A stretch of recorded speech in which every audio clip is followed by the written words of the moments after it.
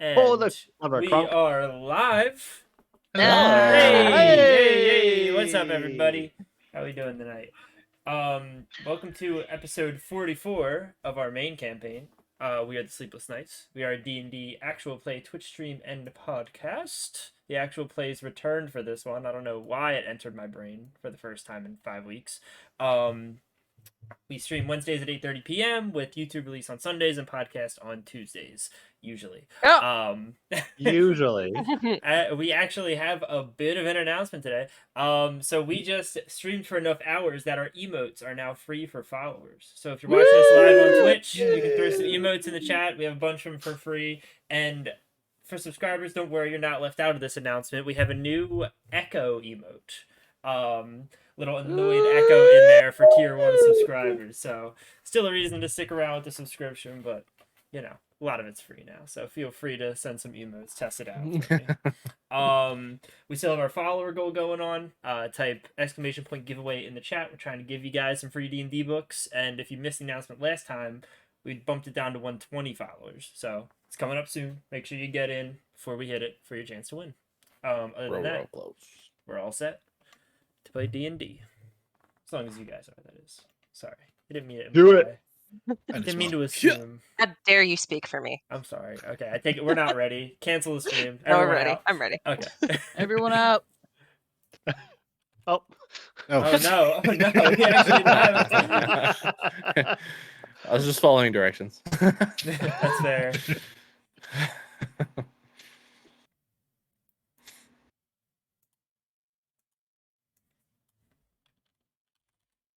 One moment. Okay. I said out. Mac, get out. Well, I did, and then I came back.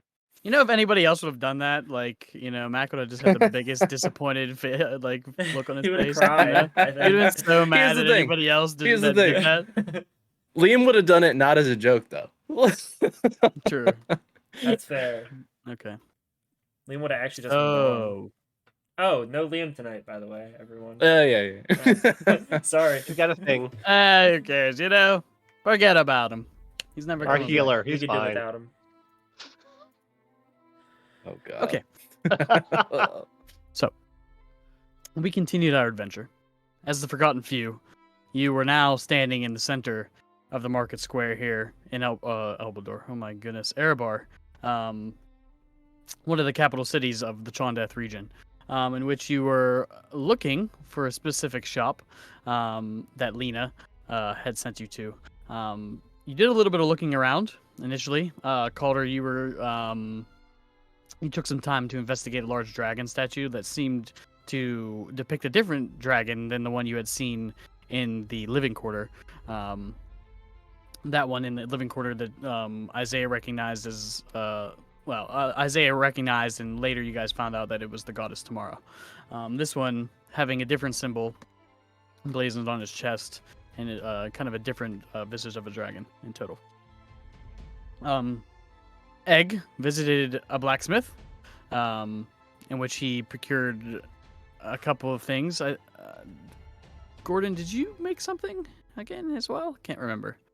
At the Me? blacksmith, did you get some leather made? Yeah, leather. Yeah, okay. Avery. Armor for Avery. Okay, yeah. I couldn't remember. I'm not a crafter. I meant to ask you outside of game, but Crafter. I did not remember if you bought yourself something.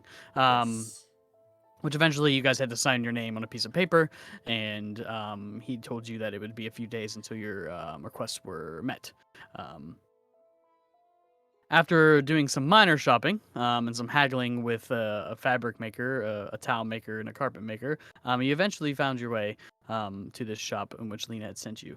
The shop that you had now entered was kind of outside of the market district, on the edge of the warehouse district here in the city. To you guys that that the warehouse district originally was the main headquarters of the Five Blades, which is a large criminal organization that pretty much has taken over the city. Entering into the shop, it was dingy, old, not really taken care of, and pretty dark, of an old dressmaker's shop. You saw the remnants of what looked like dresses that had been made years and years ago, covered in cobwebs, dust, and holes.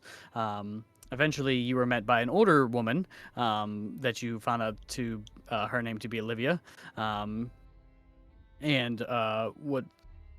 another two women, one in a wheelchair, which was named grandmother. 1 second. Sorry. I was getting a Discord notification. Someone was calling me on Discord. Apologize. So eventually, after talking to these women at the shop and asking about the magic items that you had come here and been sent for, you were eventually allowed entry and were led into the back alongside this woman in the wheelchair, where Olivia, who seemed to have some sort of a twitch and alteration happening to her face, eventually popped out one of her eyes and put it inside the mouth of what Calder thought was a dead grandma in a wheelchair. And whenever the eye was swallowed, a light appeared from the woman's mouth and eyes, which uncovered a magical doorway, which led into this magical shop. With a little bit of haggling, you procured a lot of magical items for yourself after trading in a scroll of plane shift to her, in which she seemed pretty interested in. You could tell that the majority of the items that she carried were indeed spell scrolls. So doing this trade kind of worked in your favor. You were also given, I believe it was 3, what she called lava stones, which was told to you would melt through pretty much any material that you were trying to get through. Essentially, after telling them that you were breaking into the prison, they were shocked and pretty worried, and hopefully that these stones were going to come in handy on your venture. After that, you exited the shop, saying quick goodbyes to these 3 creepy ladies, and entering back into a dark, crowded alley. You heard the yells of men approaching and the footfalls of what sounded like a group of armed men, in which you saw them shoving what these people that probably call this alleyway home out of the way and marching through this alleyway. You noticed a couple of interestingly dressed individuals, all housing insignias of what some of you know as the insignia of the five blades, excuse me. About 12 or so men marched right past you, kind of not recognizing you, any of you, since you were kind of not really in their way. That seemed like they were in a hurry back towards the market itself. Interestingly enough, it was led by a more proper and elegant-looking Wayland Poe. One that you remember to be more grungy. Wyland Poe. I always mess it up. It's Wyland Poe. I want to say Wayland so bad. Wyland Poe. One that you remember is more of a grungy underground type. Seems to have come up in status since the last time you have seen him. I believe that is where we had left off. You all standing in this alleyway. The Forgotten Few. What would you like to do? As Poe passes, can I see if he has my gun on him? Perception check. Okay. You're That's hot. actual good. Is a 17. A 17. As he passed, and they were moving quite quickly, the way that they were dressed wouldn't really give you an opportunity to be able to see what he is housing underneath his long black cloak. Okay. Even if it was underneath there's no way you'd be able to see it. Okay. Do we think that's for us? Probably. Could be. Makes a lot of sense. We should go Opposite back a direction? different way. Yeah. Is that the Lord's men? They seemed kind of official. They had the insignia of the five blades. Oh, Yeah. We're gonna want to Oh. avoid them. weren't they kind of like Yeah. criminal? They're marching through like soldiers. What's with that? Seems like they got a promotion. Yeah, I think we're all asking ourselves that question, to be honest. They Yeah, certainly alright. didn't look like Redrick or his sort No. of brand. Well, I mean, I don't know if that was necessary, but you're not wrong. I mean, before He's out of before line, the but capris he's and right. the turtleneck. Before the capris and the turtleneck. All right, let's get the hell out of here. We're going to your house, Isaiah. Yep. Kill Get some some more time. ammunition. Lead the way. As we go in the opposite direction, I want to kind of give one long look down the alley towards the way Poe went, and I'm just kind of just narrow my eyes and yeah, I just kind of then turn. I'll be the last. I'll be holding up the rear of the group. And since we went to the market, which was probably in the merchants district, and then ended up at a shop closer to the warehouse, we'll probably just keep going around instead of going back the way we came.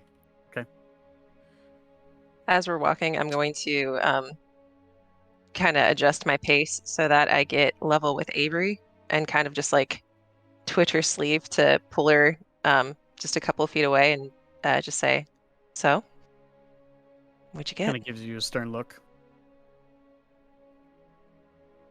I don't have a connection right now. Just show me. Quietly. She just shakes her Yeah. head no. Okay, if you don't want to show me what you took, that's fine. Loudly. What's all this Pardon? now? Your eyes just go wide and your ears perk up.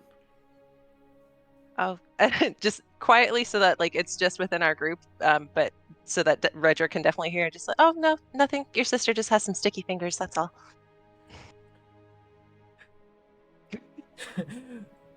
Avery, what'd you take? Traded off one thief for another. What the fuck? She just shrugs her head and I'll look her in the eyes. Doesn't seem like she's lying. an inside check. Inside check. 9. I mean, the way her eyes look, she looks guilty of something. Whether or not she's lying, it's hard to tell. Listen, I don't care if you took anything, but at least let me see if it's worth it or not. Come on. Maybe we get out of here first. Let's get to the sewers and you can grill her down there. Oh no, that's a bad idea. There's so much contamination. You don't want to grill anything. Thanks, Trust Dad. me. Damn it, Dad. So you're heading towards the sewers again, Yeah. Isaiah? Okay. Just give me a basic survival check. Please. Is this still sewer related and so advantage, or just Sure. I'm done doing this after tonight. You guys aren't Doing what? swaying me so easily. I think they're fair questions. Hey, Joel, I appreciate mean- you never asking me for advantage, okay? Okay. To be fair, it's the Okay. least because like What's He's the not backstory for if not that? Yeah. 7 minus 1 is 6. As advantage. Great. Yeah. Jesus, man. Oof. I have. It seems he like does this not place- use his wisdom. Sorry. It seems like this place has changed quite a bit since you've been here last. It seems to be a lot less habitable, meaning a lot of the places that you pass by, shops, homes, and things that you should remember seem to be changed and closed. Some shops that you remember probably should be at this building aren't anymore. Things that, like places that you would recognize and streets that you recognize all seem to blend together. As this part of the city seems to be has a dark visage over it. So it does take you a little while, probably a good hour or so, until you find the perfect manhole that you would be able to descend into before that would actually lead you back to the living quarters.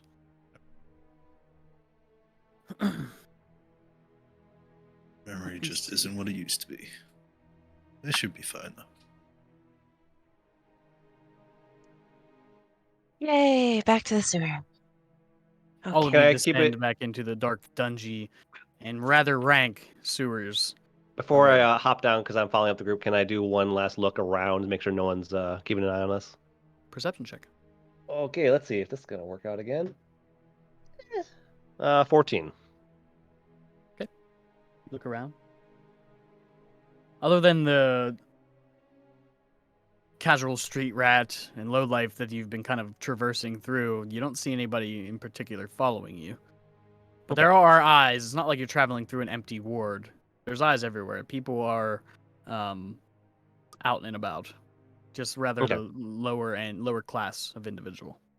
As you're Sorry, scanning around though, and other people are climbing down, you like come across me, and I'm just staring at you. After you, Echo.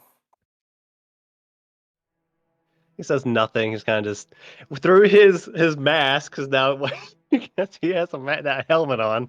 He kind of just kind of narrows his eyes a bit and then climbs down. You Climb follow. down last and replace the thing.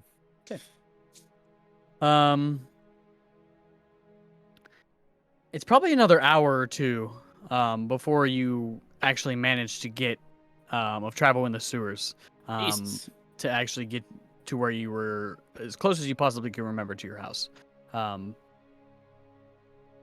in the living quarters. You now stand in the sewers underneath a large manhole with a ladder to your left. Ren, you wanna? Yeah, I'll go take a peek.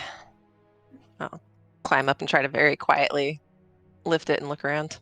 Give me a Guidance. perception check and stealth check. Both. Okay. Stealth. Guidance on whatever one you want, I guess. Stealth is going to be 26. And for perception, I will use the guidance. Probably, what's that? Okay.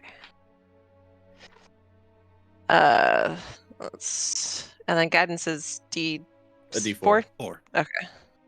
4. Oh, nice. So 15 plus 7 is 22. So 26 and 22.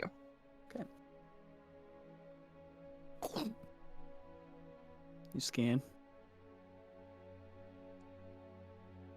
Silent. No plague walkers. No individuals. Oh, The street that very- you are now on is quite quaint and small. It seems to be the street here seems to be wider than the ones that you had originally entered towards the edge of the city in the living quarter. Quiet. Seems abandoned. Out of curiosity, can I get my bearings at all? Like, am I near my house? Not really. Isaiah would have lived more on the northeastern part of the living quarter. You were probably on the more southern side. Just where kind of all of the generic shops and goods were on the southern side of the living quarter. So almost Gotcha. catty corner. if you Gotcha. look at a bigger Okay. map. Just very quietly shift the manhole to the side and signal to the others to come up, and then I'll climb out. We follow. Yeah, let's all get in. Duke struggles As, a little bit to get through the hole. You hear him As Calder scrape through the cement. passes, I say, after you. Damn.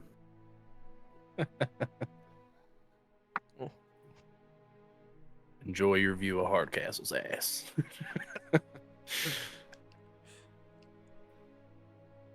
You all ascend.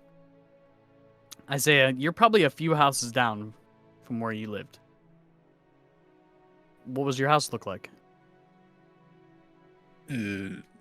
Assuming it's still intact. It's It is. It just seems abandoned. This entire street is as you remember it, but a lot quieter. Oh, that's nice. It's a small house, probably smaller even than its neighbors. Half stone, half timber, slate roof. Everything looks well put together, well finished. Not a lot of decoration. Sturdy, solid, heavy wood door. There's probably a little bit of like grass in front of it, where it looks like somebody who has no idea what they're doing tried planting flowers. So some of them are starved, half of them are in the wrong like climate, and the other half are probably in the wrong season to have been planted. But they're there, and mostly. And just very simple. Probably a chimney, not spewing any smoke at the moment. couple of shuttered windows, everything closed up nice and tight. And he'll look around, well, not too hard because he trusts Ren, and starts walking over. You approach the house. Seems quiet. Does the door seem to have been fucked with? He'll Ooh, take give a me an look over investigation it. check.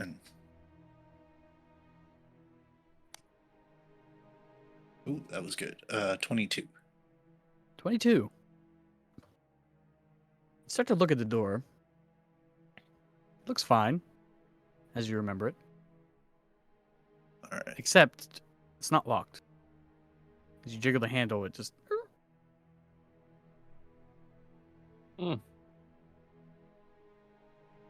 Isaiah immediately looks around everybody and takes out his new pike just in case. And then opens the door and walks in.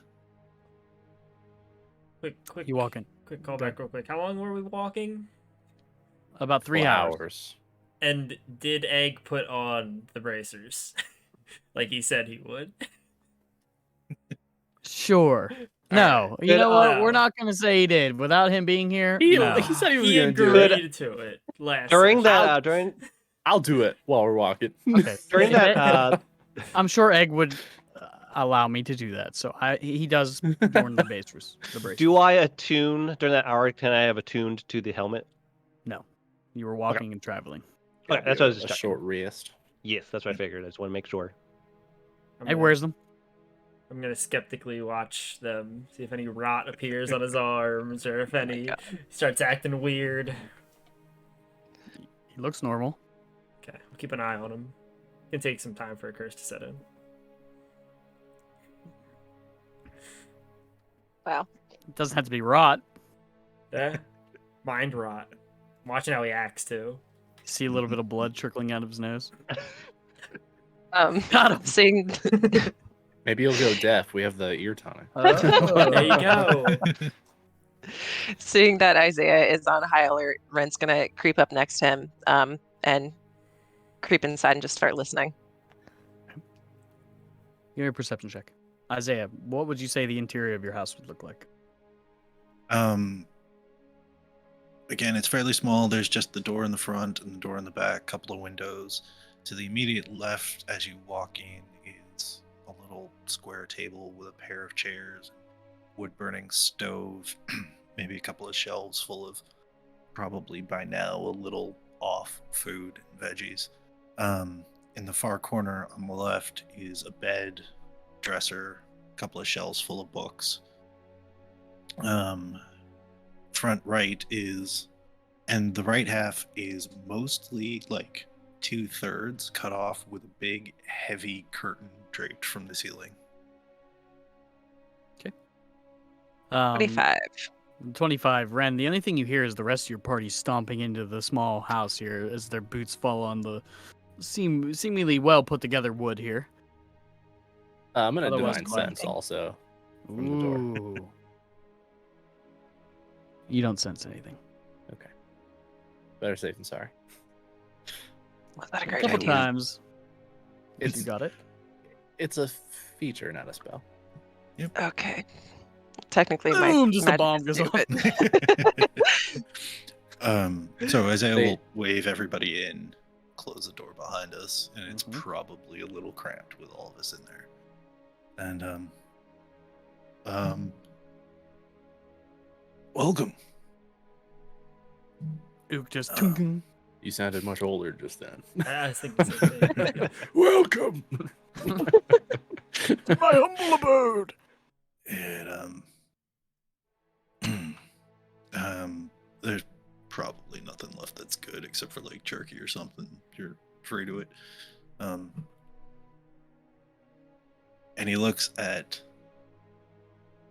probably Red, Echo, and Avery each individually for a couple of seconds. It's like the curtain stays closed. And then he walks to what looks like a back door and opens it wide. And you can see as he opens it, it's a wood front, but it's a heavy iron door, very solidly made. And behind it is just a set of stairs descending into darkness. Ren, you feel a tug at your shirt. It's Avery. Avery. All right. Kind of Oh, moves towards the curtain. she wants me to open the curtain. She just kind of says, just. That's all. What? To peek outside, or sorry, was She's there like motioning another towards curtain the in the curtain. house? No, the one that's right. The one that There's you a told not- good section of the house that has been curtained off. Oh. And he told you guys not to go. I assume that's the your quiet workshop Which way did you point? to the stairs. Oh, yeah. All right, that's probably the You place you gotta- want to be then. Yeah, I don't want to talk to my neighbors, so if they could hear me working. Yeah, everybody come on down. There's plenty of room. Okay, now I just need to ask, what's behind the curtain? Because think you need to ask that, if Red. you don't tell us, someone's gonna open it. Not saying it's gonna be me, but someone will. Stuff that isn't mine. And therefore I can't give you permission to touch. All right. Fair enough. And then assuming we all go down the stairs. Ren's actually going to Um, stay upstairs and just keep watch. Fair enough. Mm, Avery will go with you. Downstairs. okay. Good. That's what I wanted to watch for. Downstairs is very different. It's a huge, spacious room. All of the walls are lined with tools and benches and drawers and boxes, and everything has a place on a pegboard. Everything fits nicely into its location. There's a little corner where he's got sewer maps and work stuff, but that's like a tiny little corner compared to the rest. And there's at the back end, I mean, it probably took us like a full minute to go down the stairs because we're well deep in a very old section he found, which is why he bought the house. And at the back corner, there's a little freshwater stream going across the floor, embedded down in, and the big old forge and everything in there. Yeah, so I think I'll oh, here, take the bellows. And he starts getting the forge heated up. If you move something, put it back where it goes. I'm not going to be able to find it if you don't. All right. So you take some time, and you're gonna craft ammunition, correct? Yeah, while the forge is heating up, though, because that'll take, half hour to an hour. Mhm. He's going to take the silver chain and wire he bought and start breaking it up into 7 little patches and twisting the wire into little holders. Okay. Give me a We should- tinkering check. We should also keep in mind the travel time it took us to get here. Make sure we leave early enough to get to the Satyr when we're supposed to be there. Of course. It's probably about 4 in the afternoon at this point. Nice. What's that for tinkering? Depending on what you're trying to do. I'm trying to make necklaces with a little wire catch at the base. Okay. Just give me intelligence. Excellent. That's a 27. Easy enough. It takes you about 10, 15 minutes until you finally twist all of them enough, and you begin to attach the catch. When you hear ook, like the forge with the bellows. Excellent. All right. Castus, give me a hand. Sorry. Echo, if you would give me a hand, we'll get that sorted out. And he starts handing the little clasps to everybody before putting one around his neck and putting the Nightmare's tooth right in the little clasp made for it. I figured Cool. maybe we could remind ourselves where we've been. Do they all have a tooth? They're all can accept a tooth because we each took one. That's dope. Yeah, And I put Echo one will on Yeah, he'll take the chain, kind of fit the tooth in there, but he's not going to put it on. He's going to put it into his pocket. Anything else? You're just crafting ammo? Yep. After that, I'm crafting ammo. Okay. I really have to make a mold for these things. at some point. You guys can take a short rest, depending on how long you want to stay here. Yay! I'm Yes. attuning to that helmet. Tuning to my headband. Now let the record show this is a friendship necklace, but it's pretty badass. Put it on. How? I'm sure I'm fairly far away from my house. How far am I? Because I was in the slums. I'm assuming that I'm not nearby it. You were in the warehouse. You were in the warehouse district, Yeah. near the wharf, which is like if you look at the top of the map, you were on the opposite side of the city. Okay, that's what I figured. So I'm just gonna, I guess, help Isaiah with the after I'm all nice and attuned. Help Isaiah with crafting bullets. With the 27 crafting necklaces, I won't even make you roll again. It would be a rather simple check anyway. While we're all waiting around and he's crafting and lighting the bellows and stuff, I just want to like look over Avery and like see if I can see any like miscellaneous items sticking out that she stole. Okay, give me an investigation check. All right. Not good. 6. You don't see anything other than their normal clothing. She catches you staring at her. Gives you a squint. I'll squint back and what'd you take? Cocky look back. I'm not even mad about it. I just want to know. Hearing this, can I use the helmet now that I'm hearing this to see if I can suss out what she's thinking, what item she stole? Okay. Because it's detect thoughts, right? and yeah. Mm-hmm. Getting those surface thoughts. Mhm. Mm-hmm. I'm so happy I have this.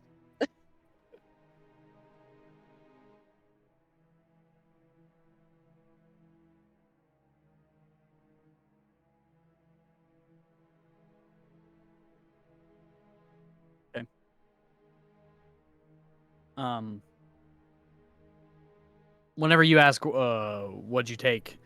Kind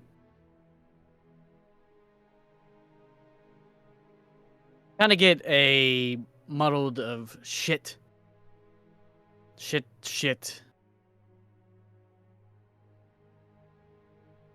I gotta make something up. And then that's about it. Okay. Unless you want to probe deeper. And then it's like, you kind of get this, I'm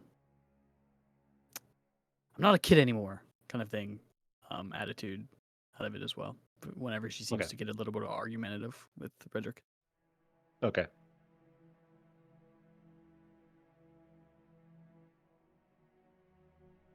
Rena's upstairs. She just makes sure the door is locked. She pulls a chair over to the window and she keeps a watch. Okay. Anything else that anybody needed to do? Is everyone attuned to all of the items that they wanted to attune to? Everything's set Yes. up in your character sheets. Yes. Okay. Fireballs and Just all. wanted to make sure. Hey, Red. Yeah. Who's a girl?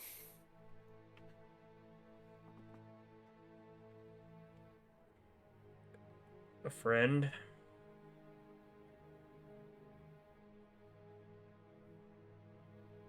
You okay? I mean, she was half dead anyway.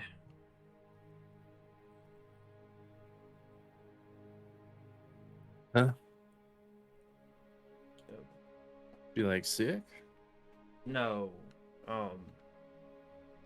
You ever... I told you, the home for weird kids, right? Right. You ever heard of a Dampier? Have I? Give me a nature check. Oh, that's gonna go real well. 8. No. Can't say that I have. Well, just know that you wouldn't like her. Why is that? I like all you Dampier. motherfuckers. Dampier are complicated, but half vampire. Oh, And I mean, I'm not really the type to hate on someone for what they are. I mean, As I'm helping Big Bullets. Just motion to all of myself. Wouldn't really be fair, would it? I mean, I don't know. That woman back at Cade's bar, she walked in, you got all defensive. Yeah, well, given our circumstances up to that point, how little we knew, I just wanted to know more. Listen, I'm not one to judge. Like, everyone's an asshole. It's all right. We all have our things we do. But yeah. Yeah, I get more that way when people I care about are threatened. Yeah. I mean, you also wouldn't have liked her because she was an asshole too. So it's not. Oh, well, I like you all right. You're definitely an asshole. That is entirely fair. Probably the biggest one I know. Wow. At least you're aware, I guess. Baby steps.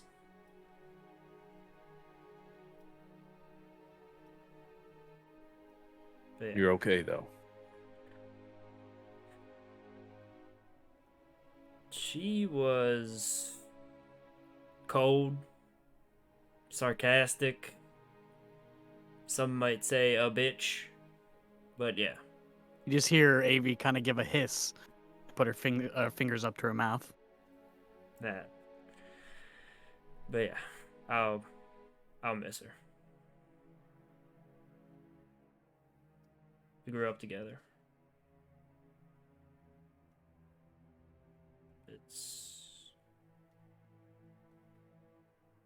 Yeah.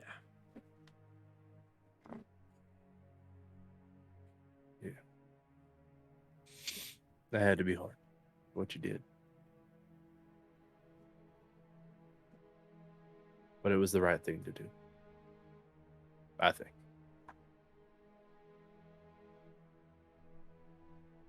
I just wish I was there. Whenever what happened. That's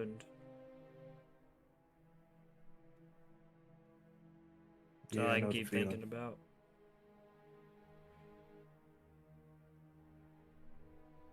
Yeah, that regret is a hard monster to fight off. Yeah.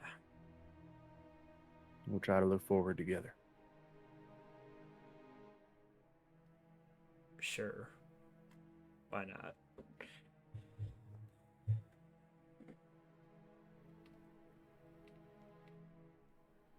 What about you, kid?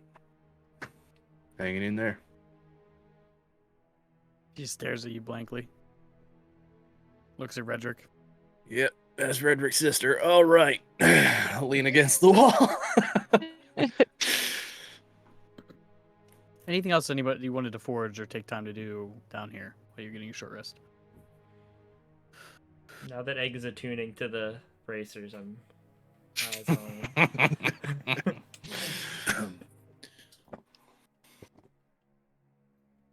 No, I'm gonna focus on ammo to get Echo as supplied as possible. Okay. But Isaiah will throw out fairly early on.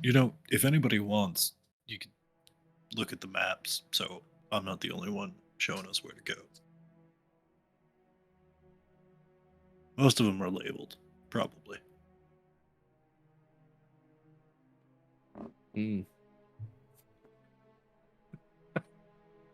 No one seems to jump at that, Isaiah. Yeah.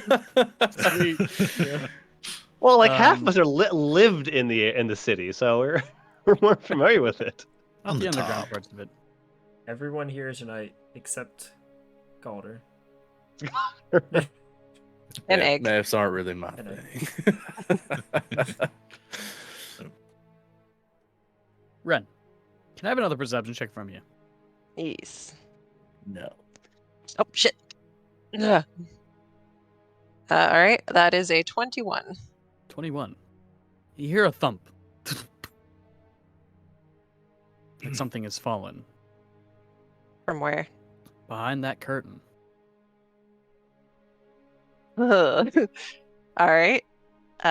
Well, I was gonna try to resist the curiosity, but fuck that. I'm gonna stand up and quietly make my way towards it and just very gingerly peek. Okay. Like not even pulling it, just like literally just like a nosy neighbor. Wee wee wee wee. What's your AC?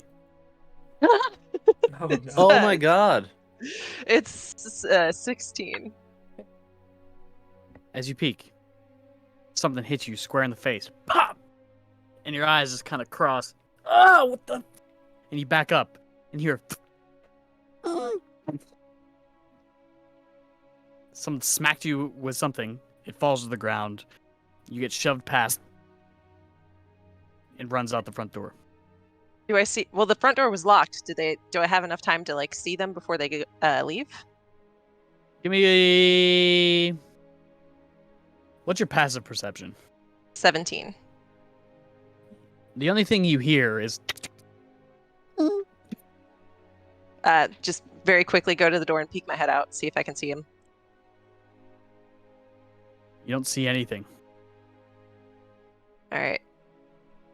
Closing the door, locking it again, and then going back to the curtain and taking a look to see if I can see any clues about what the fuck that was. The initial thing that you see is a book that lays at your feet. That's the item that had smacked you in the face. You also see on the floor a stack of books that had been knocked over, now lay scattered on the floor. It's up to Isaiah to tell you the rest of what you see. Okay. I will pick up the book that I got fucking smacked with. I will just look back at the door. Now I'm like a little bit paranoid, so I'm gonna take one of the chairs and like shove it underneath the handle. And I'm gonna run downstairs real quick and be like, Isaiah, Yes. there was somebody here. I don't know who or what it was, but it smacked me in the face with this book. It came from behind the curtain. I didn't. What? He reaches out and grabs the book. What? Is it anything particular or just one of the books? One of the books, depending on what they would have had behind the curtain. Squatter, maybe? Rub my nose. No. Really hurt. Sorry about that. Why did you know them? Maybe. It's hard to unlock my door. Isaiah, the book that you now hold as you rub your thumb against it, you notice something rubbing off on your thumb. It looks like soot.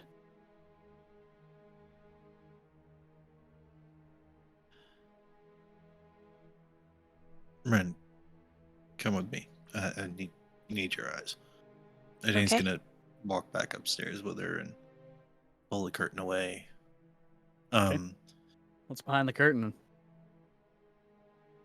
A small bed, probably just barely big enough for Ren, in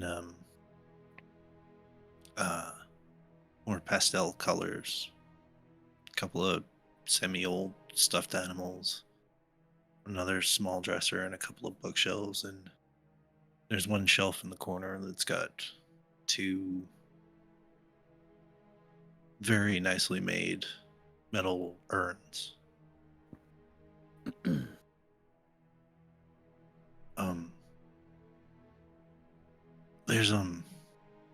There's something on the book. It looks like soot. Could you take a look around, see if you can find more of it? Yeah. Rin just kind of like takes in the room, looks at you for a second, and then takes the book, examines the soot, and then looks for Okay, give me an evidence of investigation more. check.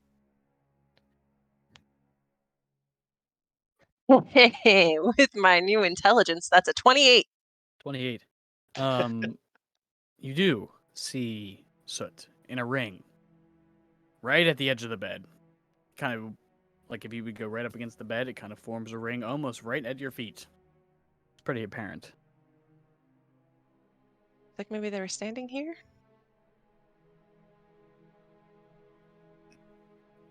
Does it look like Oh. anybody was sleeping in the bed, or? Not really. It seems untouched, as you remember it. None of the things have really been moved either.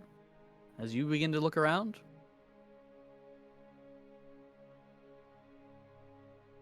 Does it look like somebody was like, can I get any idea of like maybe how long they were there? It seems like they just kind of stood in one spot. you look. It seems like they didn't leave any tracks. Like there's no like footprints of soot around. It seems like there's a ring at the edge of the bed, and everything else seems untouched. I wonder if they like poofed in and out like those demons did, maybe? I don't see any other evidence of anything. Did you see them leave? Oh yeah, no, I saw them. Well, I didn't see them leave because there was a book in my face, but I heard them leave. Kind of just And- got they seemed small, right? Like it sounded small, Smaller foot pads, yeah.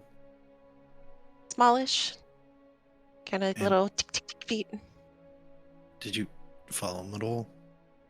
I If you- tried. I didn't like follow them because I didn't want to leave everybody. It seems like a bad idea, but I did peek my head out and I didn't see anything. They must have been really fast or maybe invisible. I don't know. That's kind of what Isaiah's gonna go over to the door and laugh a little bit, pull the chair out, unlock it, open it, and make sure and see if the actual lock looks like it was tampered with or if it was just opened. Investigation check.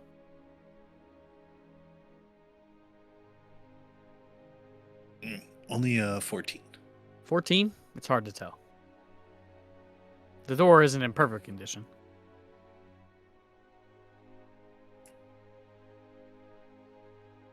All right. Closes the door back up, redoes the lock, puts the chair back in. Come on downstairs for a minute. Okay. It's like one last pouty, suspicious look at the room and I'll follow him downstairs. Make sure to put the curtain back before they go down. Okay. Isaiah and Ren reemerge. Everything all right? Maybe. So I was a little suspicious when we got here because the door was unlocked. And that's very difficult to do. But there was somebody else who would know how to unlock it. And then somebody who may or may not have been invisible who hit Ren in the face with a book. Sorry. I mean, you do look a bit smarter now, so I guess that's how it I'm works. sure that's what I'm sure it was the book and not the headband. Yeah. She probably deserved it. You know what? I've had about enough of you. You definitely deserved it after that. It cost you 10 gold last time you made me mad. That's why you deserve it. You started it. So, Falcon mentioned a friend she made in the Blue Flame. Indy. Right. Indy. Yes. The only other person who knows my lock is a young woman named Indira. Sort of, kind of my daughter. Sort of, kind of? Big sorta kinda. Yeah. Forgive me. If she were here when we came back, would she not have just I don't know, said hi when you spoke. Vilkin mentioned she had a friend in the Blue Flame. I don't know that they like us all that much right now. And You're assuming this is the same person? the Vilkin's description sounded a lot like her. I was gonna ask Egg to do a thing, but we haven't had a lot of chance. But a lot of the we found soot here, and we also saw it on some of the places where the gates opened, where we think maybe the Order or definitely Korgos was involved, Teleportation. or That's what I was thinking. invisibility. Might be just part of them casting.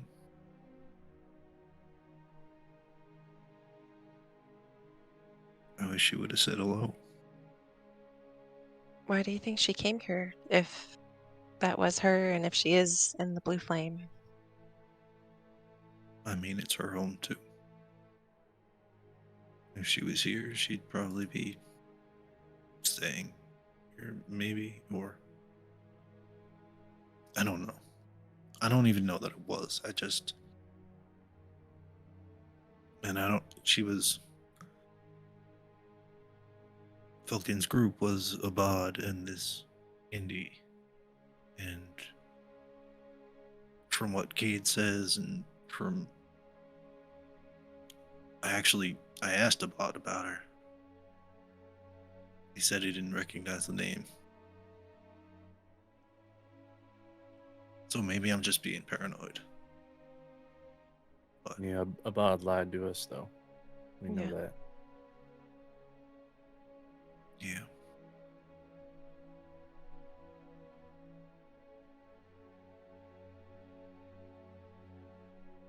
I think the better question is who hasn't lied to us at this point. It's a very, very short list. You gave us the wrong name. You gave us the wrong name. You haven't, and you haven't. Well, as far as I know, you haven't. But no, you probably have. I mean, it's you, Frederick. So. Yeah, I just would me. never. Do we have to worry about any sort of issues with the Blue Flame? Is this going to be a problem? Even if, I mean, we have mistrust of the Blue Flame, right? Do we know any reason they would have issue with us at this point? And if they did, if this is your kind of sort of daughter, and this is her home, why would I mean, don't you think she would come to you with that? No? Honestly, every day I've been with Ren, I've figured out just how little I actually know. She's not quite as young as Avery, but around your age. But you doubt her, I don't know, level of No. care for you, or No. But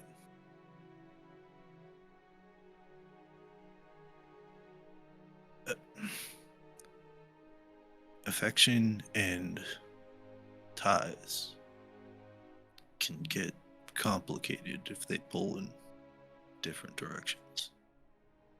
She ran off, as far as I can tell, to join the Order. It's actually why I was in Elbiter. But if they convinced her or did something, believing is a hard thing to change and can have a lot of negative consequences. But I don't.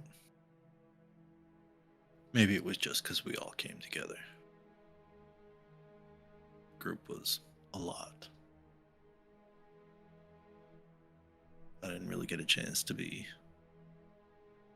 accessible since we got here without you guys. So,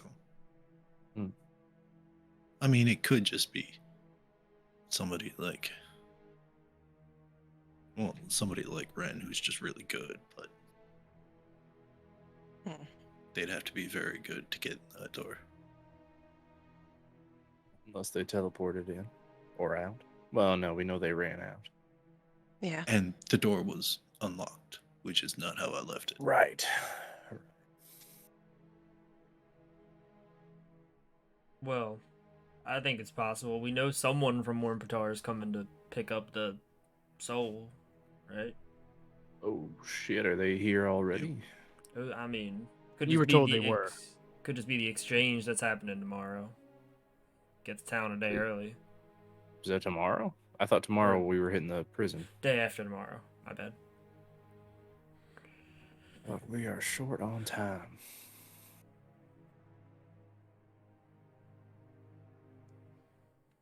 All right, well, what do you want to do, Isaiah? Yeah, I mean, Egg could maybe reach out if he wants to, if he's capable today. I can If still you see. want I me can see if to. she's still nearby. How? And just taps the helmet What's the within a range on certain that? amount of range. 30 feet. Not the greatest range, but if she's still nearby, maybe waiting for you to leave. If I was waiting for him to leave, I'd be waiting somewhere high. Definitely not within 30 feet. We're also down probably at least that far, huh? Well, I would head to the street level. All right, you don't, I mean, come on. You always look irritated. Jesus. I don't know that it would do any good right now.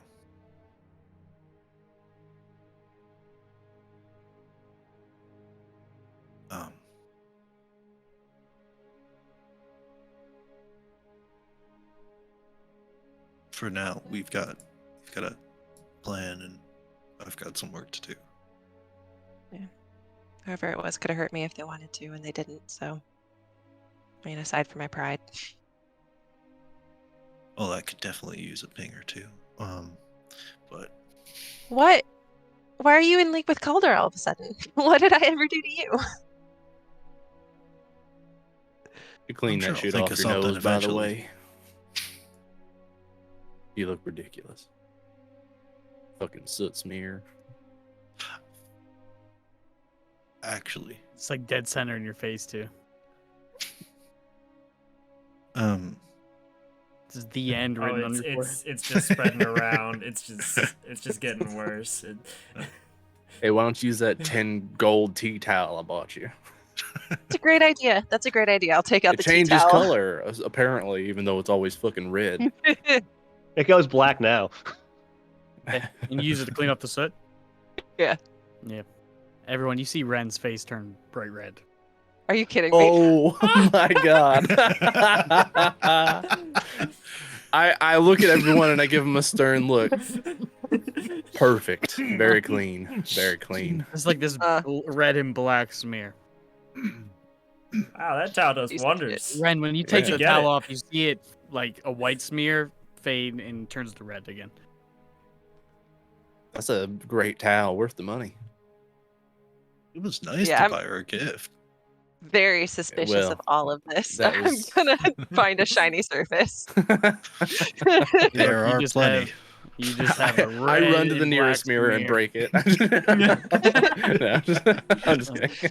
Son of a bitch! I just stomp upstairs and I go look for some water and a rag. I'm just kidding. I'm not gonna go around breaking Isaiah's mirrors. I know. Easy enough to clean up your face. Yeah. Red is your color, though, so I hear. You just have a little as she's disappearing up the stairs. I will resume my watch. Gingers are always pissed about something. Lucky I can't hear you. Have you? When's the last time you looked in a mirror, buddy? Oh, I'm aware. Why do you think I'm so mad all the time? Fair. Speak from experience. Nothing wrong with a red face, all right? Yeah. Yep. I mean, it didn't quite match the tone. Like the hair was. Anyway.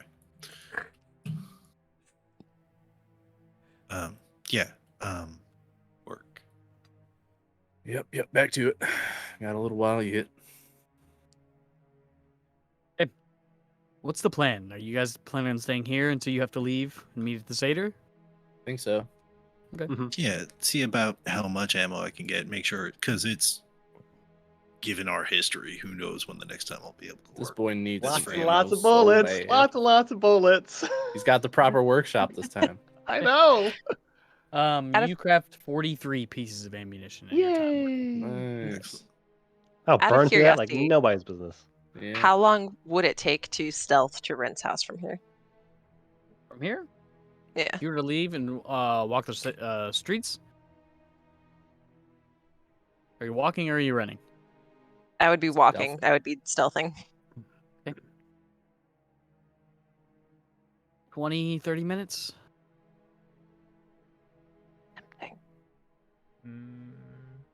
I know it's a bad idea. As you're thinking about this, you hear Would you do it though? steps going up the opposite stairs. Everyone else downstairs that isn't currently working on something sees Avery. It's coming up. Did I notice her leave? Everyone did. She wasn't trying to be quiet about it. I'll just Ren- like, What's she doing?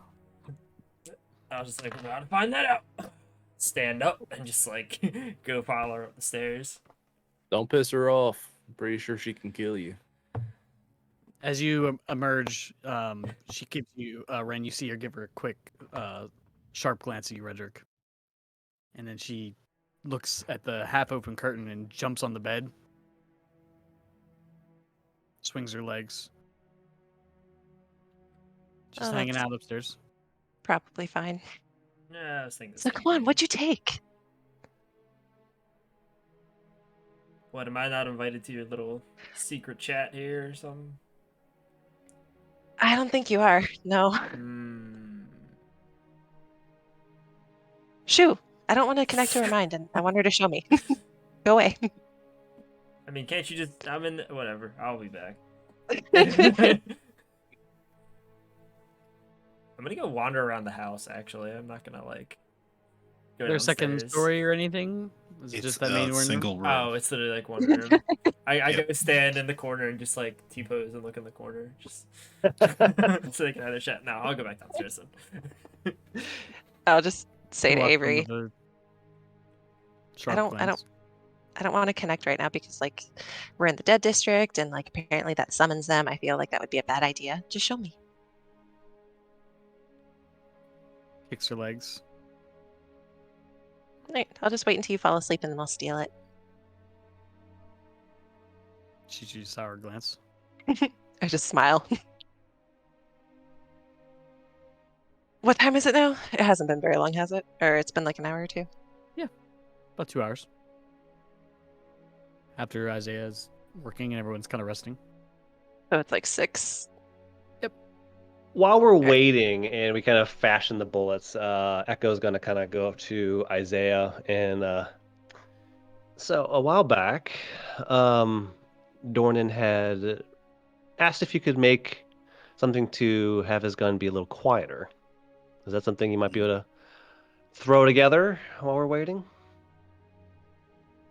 You want me to invent a whole new thing for a machine I don't use? Mm. In He an hour? reaches into his book, where's packed where his book is, and there are some basic sketches of the concept of the suppressor that Dornan had sketched a while back. If you can't, that's fine. I just figured we have some time to kill.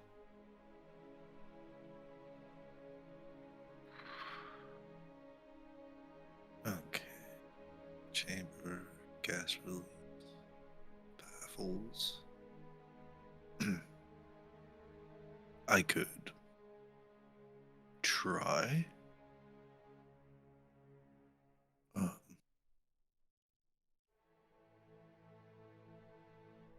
This would be a whole new thing, so it might take a while, but I could get started. Probably. Just iron or steel or... Kind of depends on what you have at your disposal. Well, let's see. Nope. That. Reaching the into other Ook's thing. bag, tossing metal. Ting. Nope. Ting. Ting. Clunk, ting. clunk, clunk, clunk, clunk. Oh. That might work.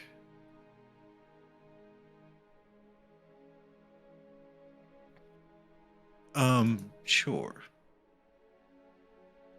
Let me see what I can figure out. And he's gonna try and take, if he can, some of the smaller, probably closer to the coccyx or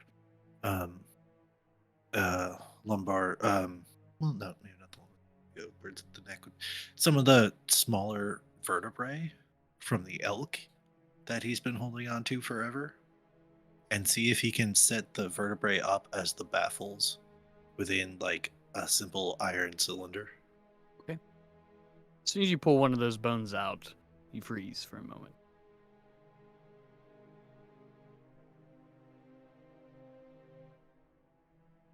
You just remember yourself flicking endlessly. Forever. You snap out of it.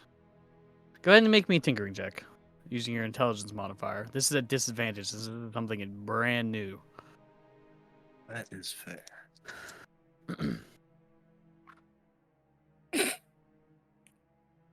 Oh man, really wish I could use that one. That's only a 14. 14. As you start to get these things kind of set in place, the image in your mind kind of halts your progress.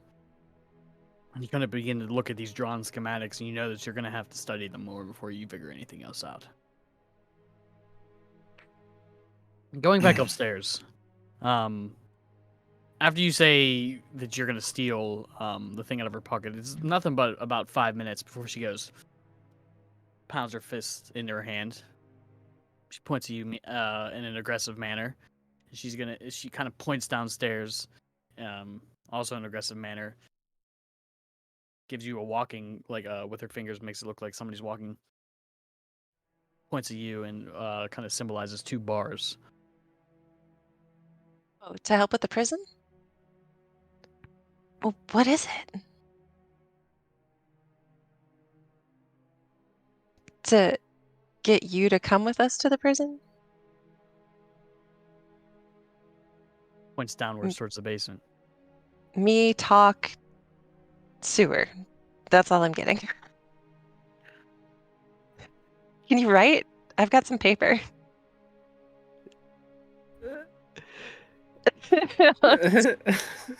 Let's give her a pen and paper. Me talk sewer? Writes down.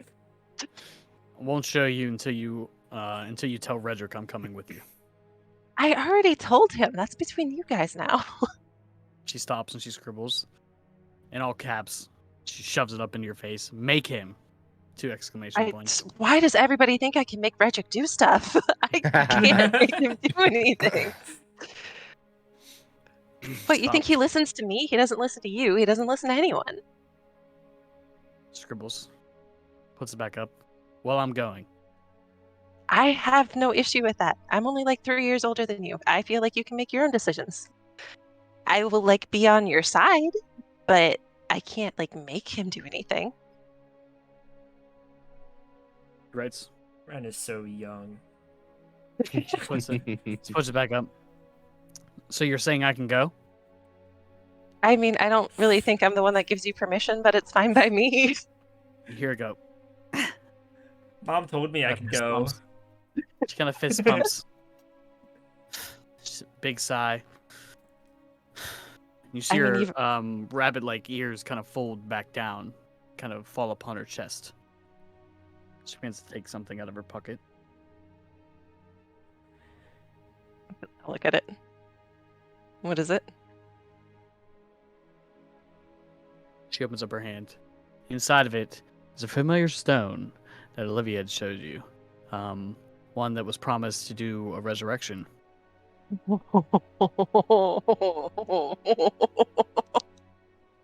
That's Is Rin's that- exact reaction. The ring? Was it a ring? It was a I think it ring. was the ring, It was yeah. a ring. Sorry, I'm confused. It was a ring. Sorry. That, God wow. damn. Oh, I'm not telling Redrick that. You can tell him that. But good pick. I mean, if you're going to steal something, that's a really, really useful thing to steal. Wow. She scribbles, "Don't tell Redrick." Yeah, no, I'm not going to tell anybody. That'll cause a big stir. Yeah, no, that'll be our little secret unless we need it. All right. Good eye, kid. I'm going to go Above? back downstairs for a second. Huh? Above board? Do you have to Yeah. be attuned, like wearing it for it to work? Yes. Okay. Great. I'm gonna go back downstairs and I'm just gonna say, "Hey, Isaiah, Egg, like, do either of you guys know anything to like make somebody invisible?" Not today. I don't Could- think so. He doesn't. I looked.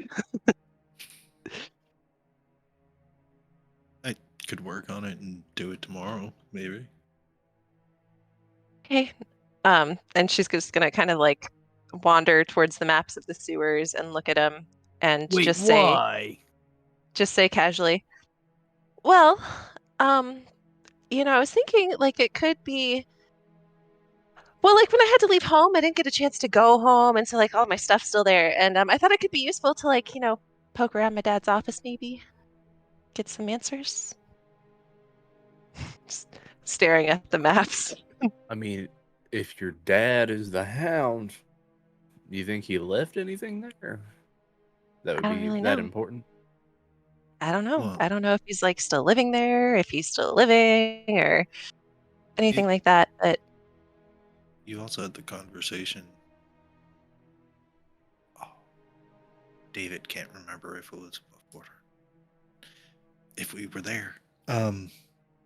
Conversation. No, it was because it was Mista. You also had the conversation that maybe that wasn't. That your dad wasn't your dad. Who is the Hound? Oh, So Right, the well- office you want to go to is. Well, but then, so when I described him and I told him the name, he said it was the same name. So it sounds like he was what keeping if- secrets from me and from the council. what about if though me. the man who you lived with, who said he was your father, was disguised as your father while your real one was out doing Hound stuff? Well, that would also be something that I'd be super, super, super curious to learn. You know, Yeah. Also, would that really make a difference? I mean, for me. yeah. I mean, she, deserves to know either way. Yeah. I could help you hide a little bit. I mean, you're already great at it, but it would help. Yeah. I'm not dumb. Like, I know it's not a great place to go, but I am like super quiet. And so I was just thinking, like, if they had anybody watching the house, for any reason, like if I was invisible, then I could avoid them that way and just kind of like sneak in. Even if I don't get answers, there's really just one thing I want from the house. That's all. I don't think anyone should go alone. Yeah, no. I'll I don't think it. go. No, you were my first choice when you were you, but you're not anymore. Frederick, you're kind of quiet. Okay, I'm down. Whatever. Huh. They are the fastest of us. Yeah, I'm just worried about if they get Everything. caught out and the rest of us aren't anywhere nearby to help. Yeah. Shit happens. I mean, I know you're Ooh. sneaky and you're kind of sneaky when you're not busy smashing shit, but everybody fucks up every now and again. Well, maybe there's a route through the sewers. And like as I'm looking at the map, I'm gonna look and see if I can see any way from the closest sewer to my house. Just make me an investigation check. Ugh. So that's a 15, and if I need to, I can add a psionic die. You can roll with advantage. Because Oh, of nice. Isaiah helping you out. Okay. Sorry. 23. Easy. Just said you weren't doing that, and then you gave it to us without asking. Well, it makes sense.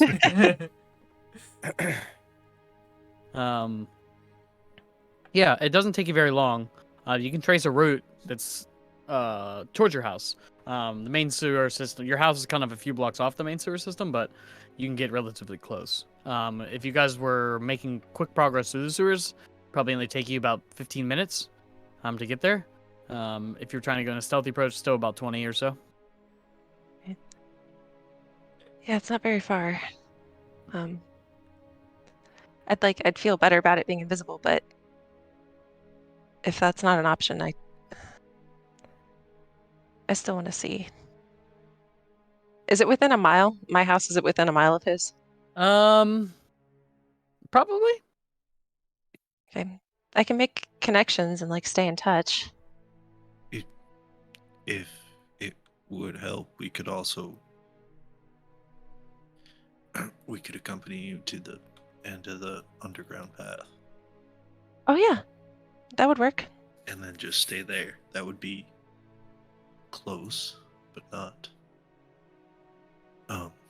noisy. Yeah, Do we have time? it is 4-ish, 5-ish. Probably. We have time. Yeah. Closer to 6. So 6 hours till we need to be there. It's like Was- 20 minutes away if we're going quietly. Isaiah's ammo crafting, was that assuming crafting the entire time? Or Yes. just up to this? Okay. No, So yeah, you're, absolutely. You're stuck. Or is he Okay. wait, absolutely as in he's finished, or absolutely As in he's got to be crafting the whole time to get out. Okay. Yes. Okay. It's in the I- fucking destroyed district that they don't care about anymore. No one's gonna be there. It's just gonna be an empty building. Hopefully. Well, mean, Leg touched. if unless it's the hound's house, maybe. You never know. well, if it's, and plus like if it is my dad who's the hound, then I guess he would technically know that I'm back in the city, and he might like have somebody watch the house to see if I go back there. Not if you have your little we didn't have them when we got in the city. Shit. Yeah.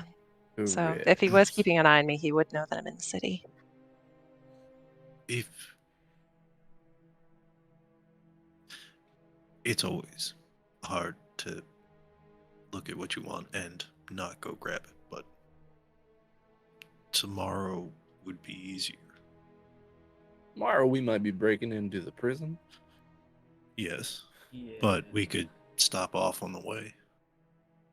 Yeah, like I can wait if it's gonna be easier tomorrow. It's just well, I just hope we don't get chased out of the city like we got chased out of Hardcastle. Yeah, it's all iffy. Yeah. Hmm. I can wait. I can wait. Especially if like you do have a way to make me invisible. I feel like that would be the safest way.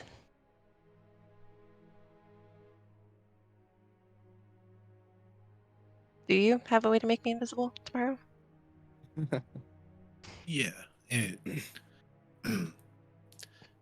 There's not. It's an old head. There's only so many things I can keep in it at a time. So, the stuff I got in there now was important today. Tomorrow I'll make sure that's important. Okay. Okay.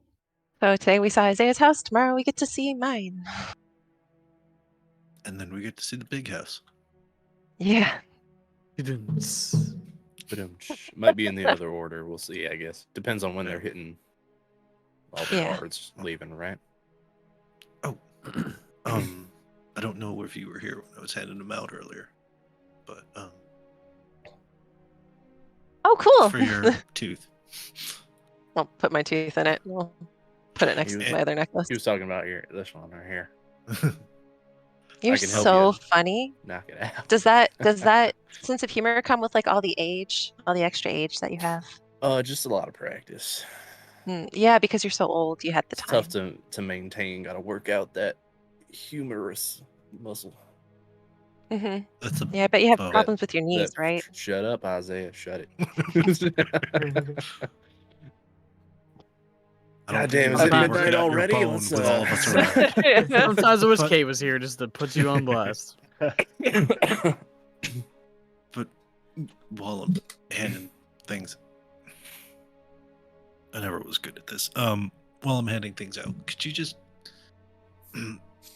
hold on to this for me for a little while, and he'll hand Ren a platinum ring. Just Oh, hold on to it. It's I think I'm she's a little working young for something you, out. buddy. you shush. I'm just kidding. I'll take off the necklace with that has my mom's ring, and I'll just put it on there. Put it back. Yeah, I think that'll work. Yeah. Calder's all of a sudden become Thanks. the party comedian, everybody. Hey, I'll be here all week. Thank you. it's a defense mechanism, trauma response. Been through a lot. No sense of humor, so there you go. All Just Chris I's just making jokes. And then I assume I get back to work and we sit Okay. for a while. I'll go back upstairs. Okay. Make sure Avery's still there. He's passed out on the bed. Okay, cool. Yeah. Maybe. Ooh, he said maybe. I don't like that. I don't like that either. To be Check her honest. breathing. Check her breathing.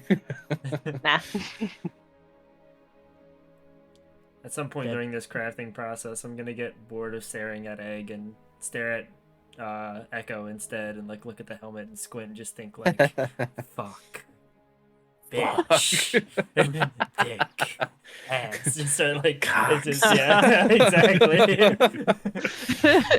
Just squint real hard at him and just think, see if he notices. Yes. Eventually, you get about to the time wherever you guys need to begin to pack your things. Oh, thank Isaiah, God.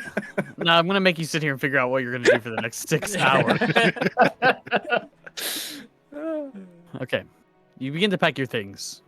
Isaiah, is there anything else that you want to do in this house before you leave? You will leave a note behind the curtain just saying,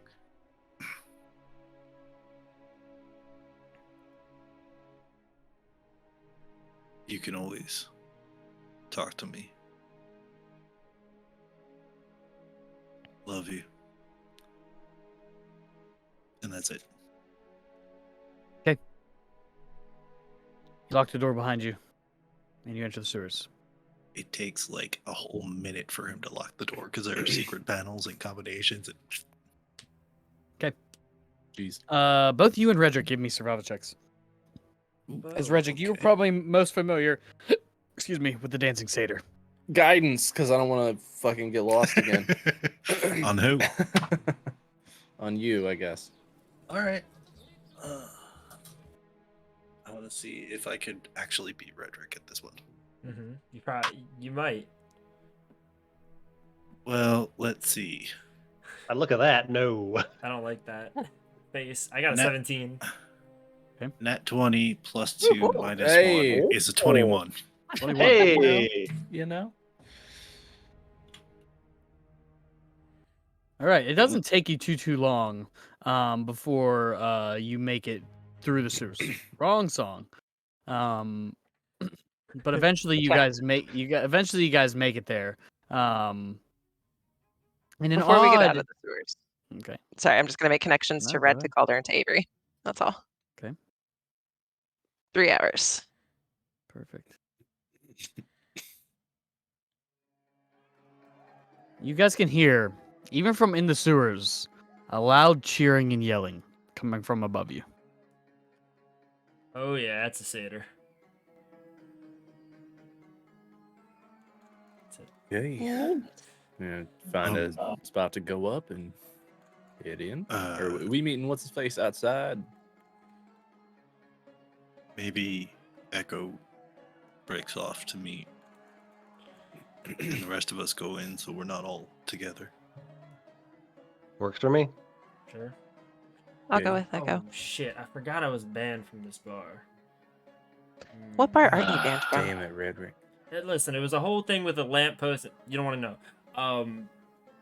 Hopefully they don't recognize me, but we'll see what hood up. happens. Oh yeah, Yeah, like they're sure, not you gonna got one of fucking those faces. recognize you. Listen, if Jesus. we could have gotten a Blends hooded in. cloak, that's usually the go-to. But we'll see what happens. I mean, you could have mine, but it's not going to do anything for you for a while. Yeah, that's fair. I mean, I've never really been in a tavern. Okay. Oh, they're great.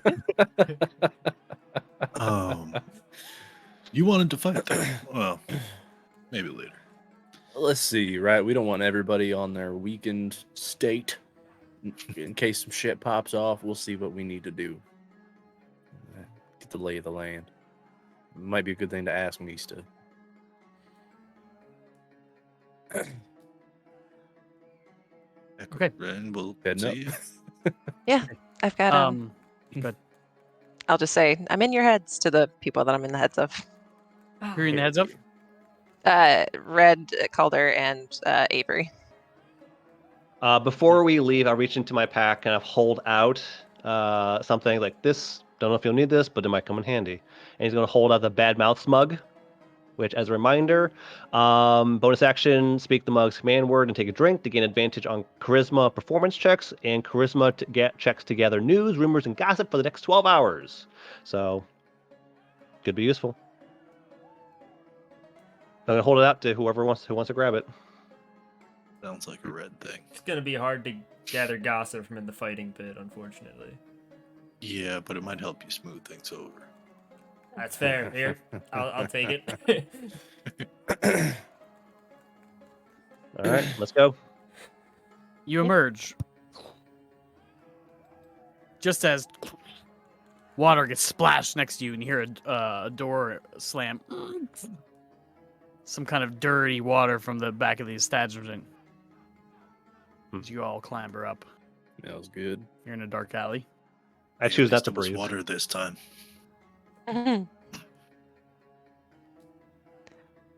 Take a look around. Do we see any sign of Mista? Yeah. Perception check. I'll take a look too. What's 23. 11. The only thing you see back here is a load of trash, as it seems like this tavern sits nicely in a corner where the alley kind of folds back and stops at a dead end behind this building. A lot of trash, and it smells like rot. Not as bad as the sewers. I mean, can we go like out to the street and scan around for him? Sure. Very specify. As you got on the street, you can see patrons are in and out of this place. The door quickly opens and quickly closes just as fast as it it closes. Seems like anybody that wants to go in there kind of puts a hood up and enters. You see a few gentlemen sitting out on a small round table in the front. A large window that has 2 shades kind of put over it and on the front. You can see a large wooden sign of what looks like a satyr doing a jig with his hand kind of out on his belt, kind of kicking one leg out. It seems rusted and old. Can't really make out any features of the satyr. Other than that. Mista? No sign of Mista. Huh. Maybe he's inside. Yeah, maybe. Hope so. All We'll head right. inside. Cloak up. Real Yeah. quick, as we're going in, can I just like keep an eye out for anything that would tip me off to this being a 5 Blades establishment? Okay, give me a perception check. Or anyone else, if I can recognize any signs. That is a 19. I'll keep that in mind. Okay. As you approach the tavern door, you hear a cough and a murmur from a gentleman that's sitting up against the wall of the establishment just before you enter the door. The man has long gray hair, shirtless, and almost pantless. As you can see, it's pretty much just a loincloth that covers his private parts. He seems skinny, and almost like he's starving, and he puts out a hand. Spend a few coppers for a starving old man. I'll put a gold piece in his hand. He bites it. Thank you, sir. Tucks Go in get his yourself loincloth. something warm to eat. Mista was Insight disguised check. when we first saw him, right? He was Yeah. I'm just gonna like look at him skeptically, just like, Mista? It's at that Actually, point. I'm gonna detect thoughts on that. I'm gonna use detect thoughts on that. Okay. I'm rich. Holy hell, I haven't made this much money sitting here in a long time. This guy seems rather excited. And as you say Mista, you feel a hand on your shoulder. Quiet, my friend.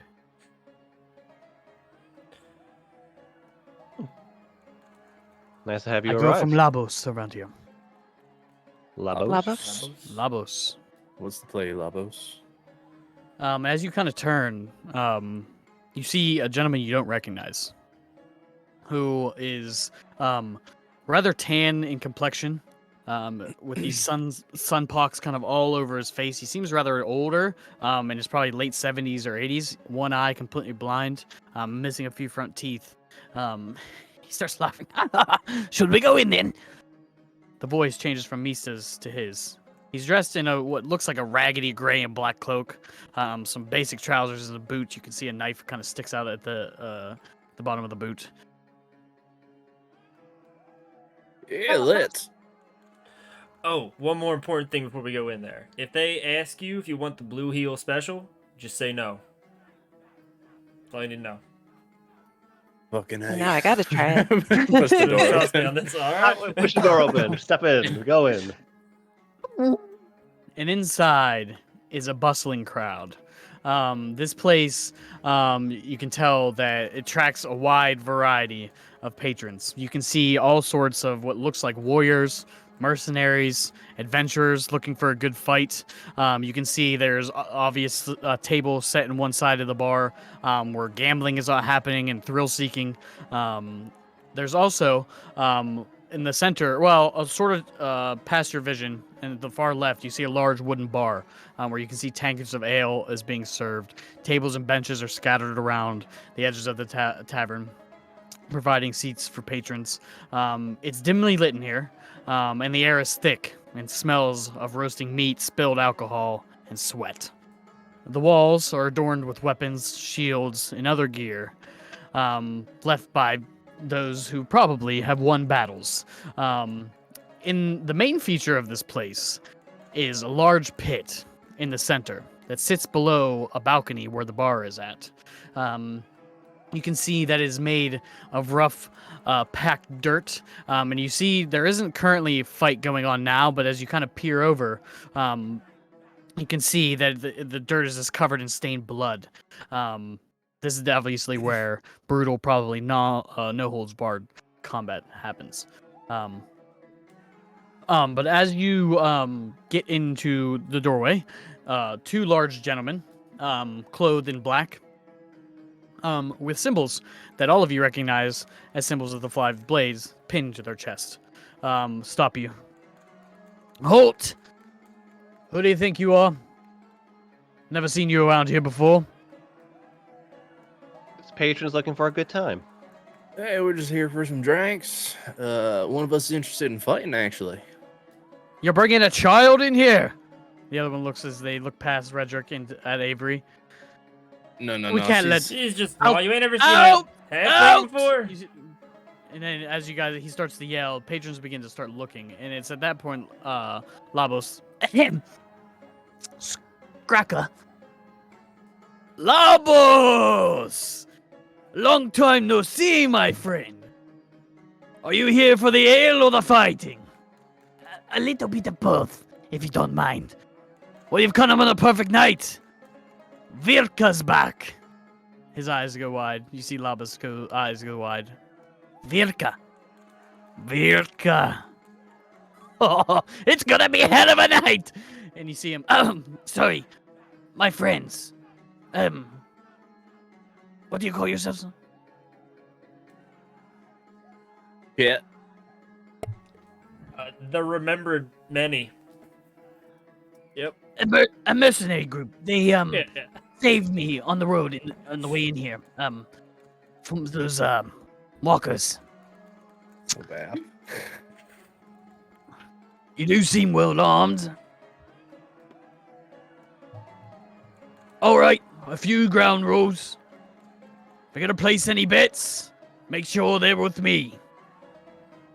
If you're wishing to fight, you're gonna want to sign up with him. And he points behind the bar at a bartender who seems to be working busily behind the bar. A portly, red-headed gentleman who has long, curly red hair and an even longer, curly red beard behind the bar. That's Cheryl. He'll take up any sign-ups. I wouldn't advise it, though. If you cause any trouble, we may never see you here again. In fact, nobody might never see you again. We understood? Yeah, of course. Do you got coin? Some. And Spend it wisely. quick question. Are the fights always one-on-one? For the most part, tonight they are. Fair enough. You're not thinking about fighting, old man, are you? There's still some fire left in these bones. Well, just wait till you see Virka. I think you'll change your mind pretty quickly. Anyway, Labos, take care of these group. Don't let them get into any trouble. Of course. Kind of tips a hat that's not on his head and scoots past them. Follow him. I'll follow. As we step in, do I recognize this place as where my father was murdered? Please. That's a big question, I know, but I'm curious. Not from the vision that you saw. Okay. Doesn't seem recognizable to you. Okay. I'm gonna head over to the bar. And that's Corky. What fights are going on? Yeah, I'll go to the bar. Anyone else want to do anything? Are y'all following Labos to the bar? I'm going to the bar. Sure.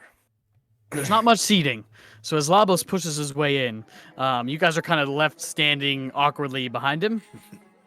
Corky! And you see the large, portly, red-headed gentleman turn around, this massive apron just covered in gunk.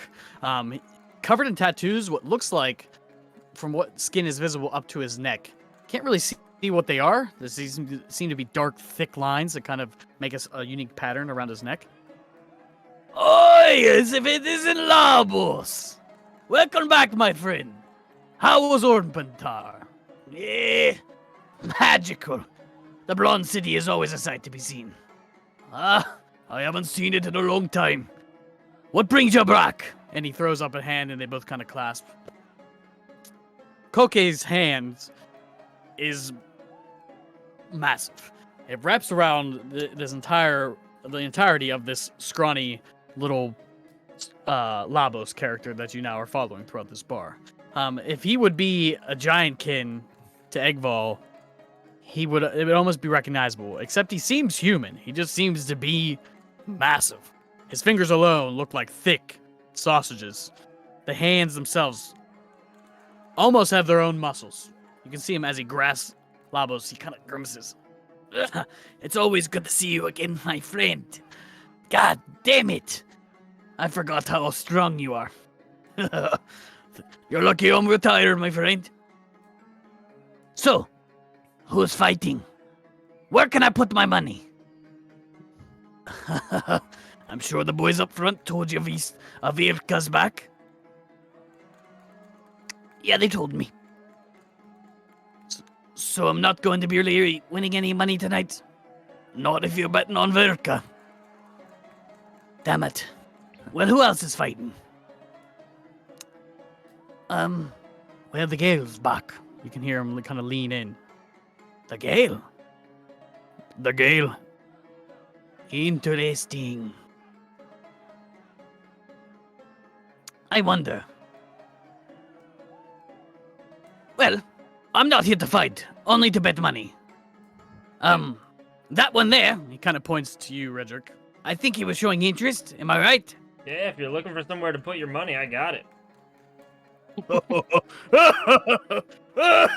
You're kidding, Labos. You're putting that kid up against Virka or the Gale. Kind of looks to you. You think I'm gonna go down to a swift breeze? You kidding me? Who's this Gale guy? She, my friend, is one of the most dangerous beings alive. The master of this place has brought both her and Virka from far, far away. Alright, they've said that about me a million times. I'll take a drink of whatever we're drinking. So you want to fight? Yeah, where do I sign up? Let's do it. What's your name, boy? Fuck. Torin?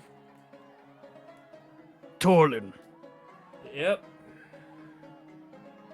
Right. Strong fighting name.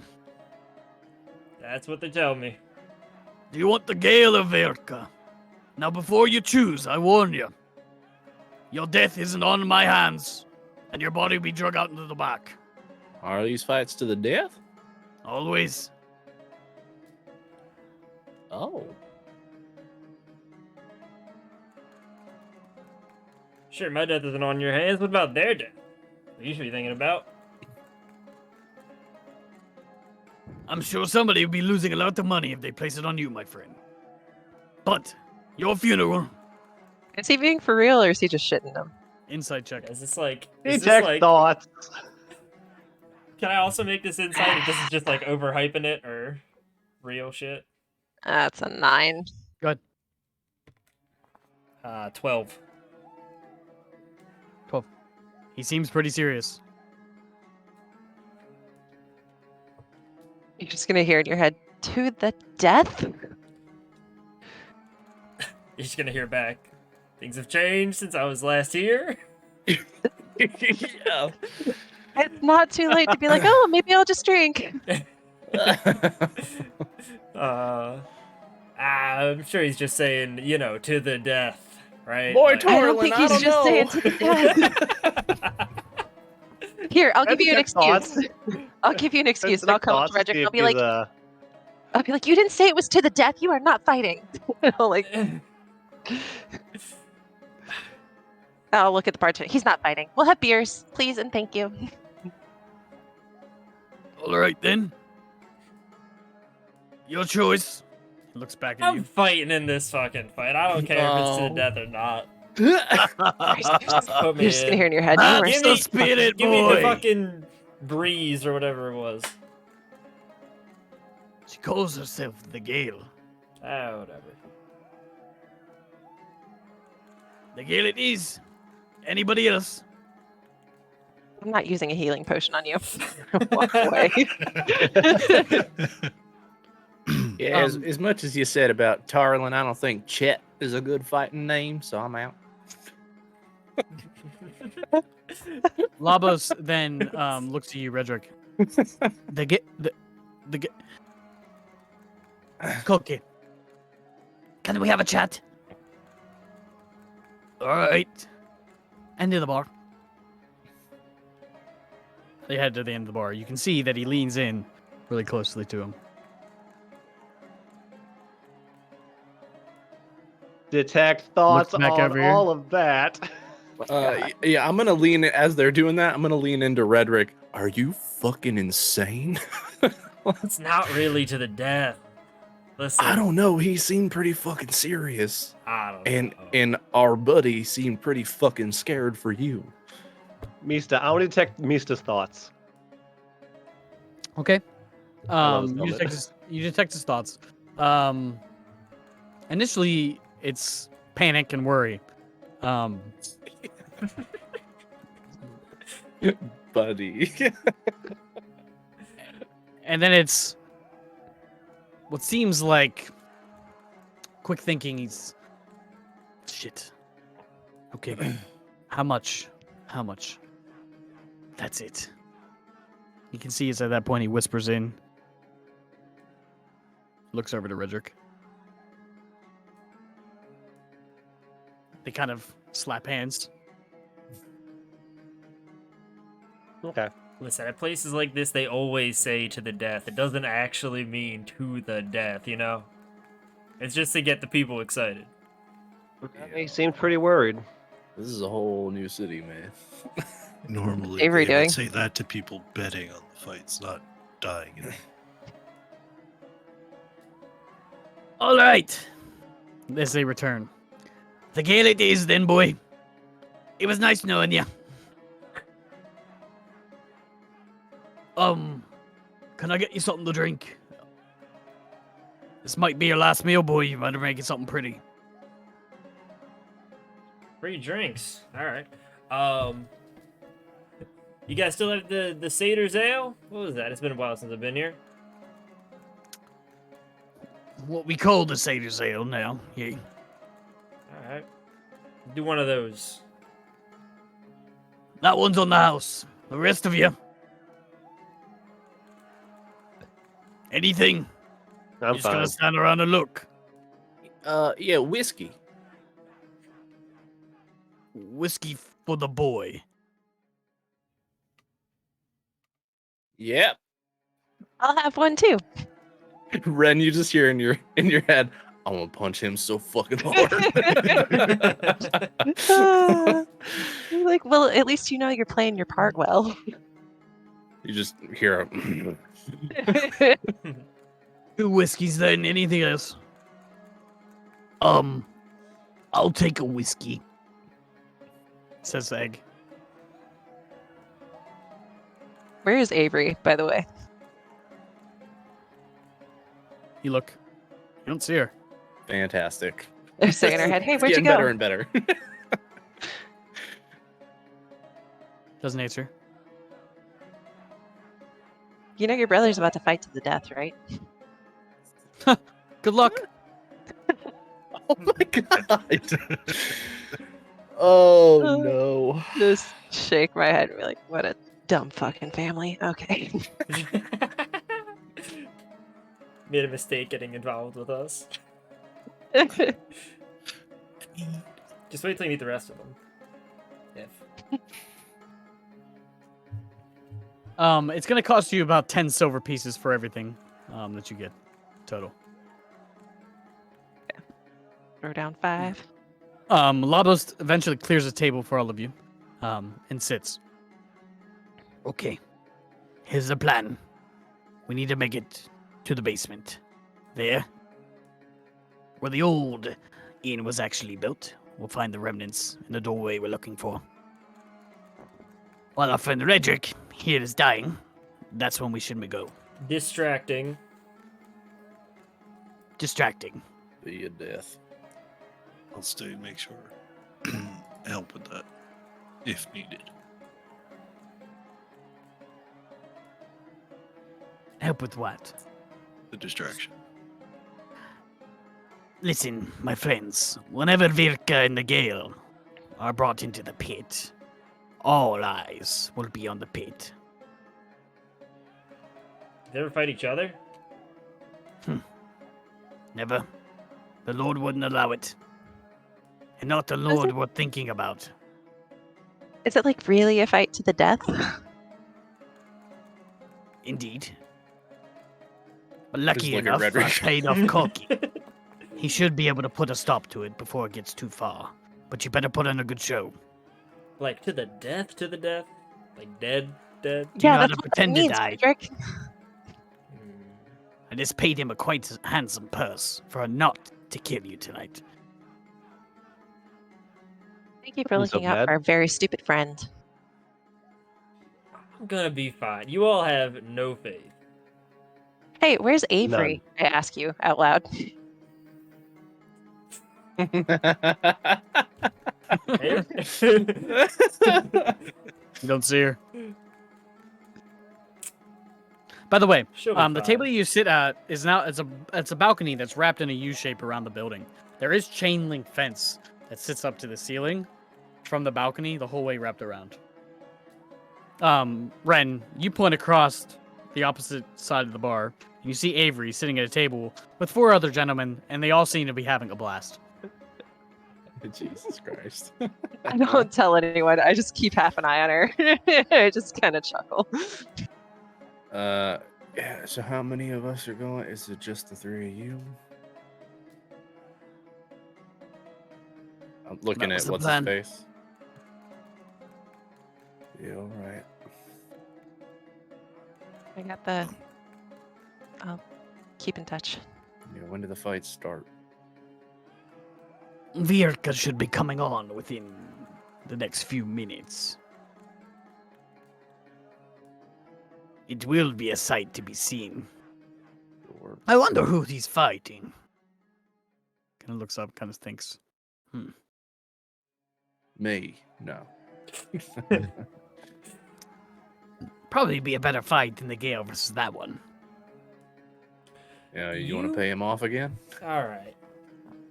When have I ever lost a fight? Do you not Um, remember the orc? When have I? Yeah. That was more of a teaching lesson than a fight. Frederick. That was. Uh. I wasn't Frederick, trying to win. Frederick, Oh, a tree yeah, knocked sure. you out. It's a fair A point. standing still tree knocked you Yep. out. Okay, and I'm sure the Gale couldn't beat a tree either. I beat it. Didn't knock me out. Oh my God. You were knocked out by a tree. He did. Not me. It was not a normal tree. And we It's had like just some killed a sort whole of bunch of mind- dead people and mind tree. fiends. You ever seen a mine Mine. tree before? Yeah, it talks to us now. Yeah. Mind tree that talks to you. To this day. And Every this now is and then. before they Gotta do be cool. shots. Oh. By the Speaking way. of. Yeah. Welcome to the Forgotten Few. We're supposed to say the Mm. forgotten few. Yeah, it's the Echo. remembered many. Not anymore. I don't think anyone's gonna remember that. But Go ahead, Isaiah. we echo. Remember not to say certain words out. I had said that enough to just within our earshot. I wasn't shouting it to the rafters. Still, I mean, to be better fair, no not one said then. no one fucking knows that name anyway. We told like 3 people. Does this And most of them are Virkus- dead anyway. Virkin, whatever, does he have a combatant? What about to find out? It's at that point, the tavern begins to get quieter and quieter. And you hear chants. Virka, Virka, Virka, Virka. And you hear the shuffles and kind of footpads of people running up to this cage. As the chants get louder, Virka, Virka, yeah! People start to cheer and shake on the cage. Virka, Virka, Virka. You hear a roar. Boom! Like that of a raging bull. As you hear 2 large doors slam open. And the sound of chains being dragged. As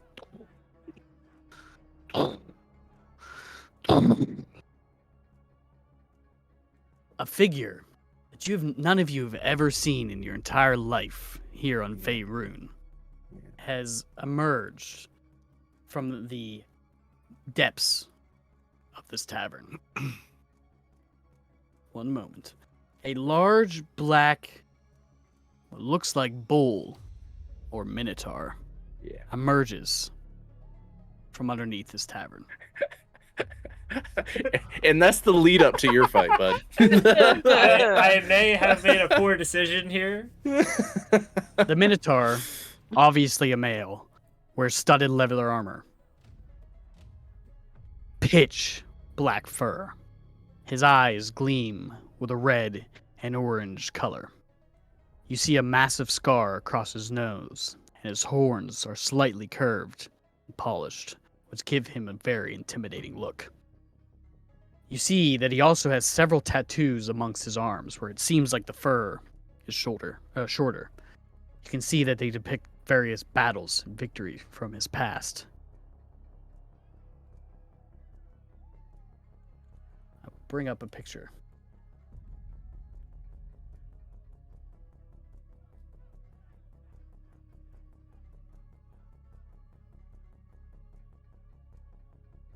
You'll see Oh that. God. Sort of the depiction that I'm looking for. Big boy. Ooh, that's. Virka! Virka! And as soon as he roars, the place erupts in a cheer. Even Labo standing next to you. Yeah! And you see people, as soon as he roars, you see Virka put up his hands and kind of show off to the crowd. It's at that point he takes his right hand and just digs it into his own chest and just scrapes, leaving this scratch, and blood just begins to pour down his chest. Yeah. It's at that point people begin to run towards the bar, towards Koke, and begin to place different bets. You can see people have money in their hand. Virka! You hear from what seems like a louder voice announcing the fighter. Cheers erupt. All of you kind of stand in awe. Never have seen a creature like this ever before in your life. A bull standing on two legs. Minotaurs are supposed to be of legend and myth. It's at that place the place gets quiet, and you can see Virka just begins to stretch and warm out. Next, blacken the bronze! People begin to cheer, but a lot less excitedly, as you see a gentleman that seems to hold himself upright in a very stoic manner walks out. He's clad in pure golden armor, a breastplate that kind of sits tightly amongst his chest, kind of depicting a very chiseled body. He has bronze skin and also a golden helm that sits upon his head with a large flourish at the top. You see, he doesn't carry any weapons. Neither one of them do. Except this, the bronze has gauntlets with large spikes on the knuckles. You have 3 minutes to place your bets, and the fight will commence! People, even more of the crowd, begins to disperse around the bar. As you see, Koke is now overwhelmed and begins to signal over to the two gentlemen that were watching the door. Even Labos goes over to the bar and begins to place his own bets. You see, out of a satchel, placing a heavy coin purse in front of Koke. Can I like try and read if they're betting on me or Vark? Or on who they're betting on, not me, not Okay. this one. Just give me a general insight check. Okay. Sure. 13. 13? Yeah.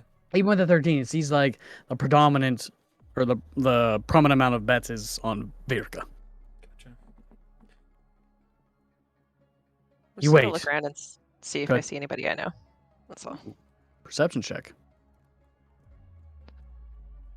11. 11. You do not, at this point, recognize anybody. After the betting's closed, people begin to hurriedly make their way back to the chain link fence. Birka! The bronze! Let the battle commence! It's at that moment. He stomps. You see the gentleman in the golden armor begin to dance lightly in the sand and kick left and right.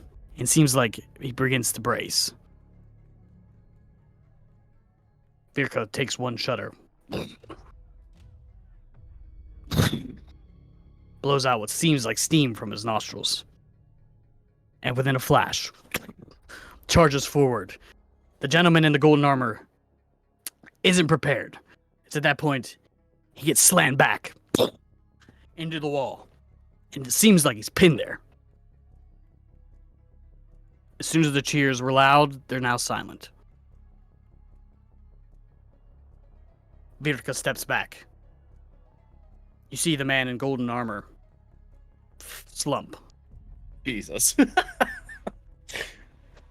A large hole within his chest, where one of the horns had punctured. Ooh. It's at that point, Virka reaches down and grabs him by the throat. And lifts him high into the air.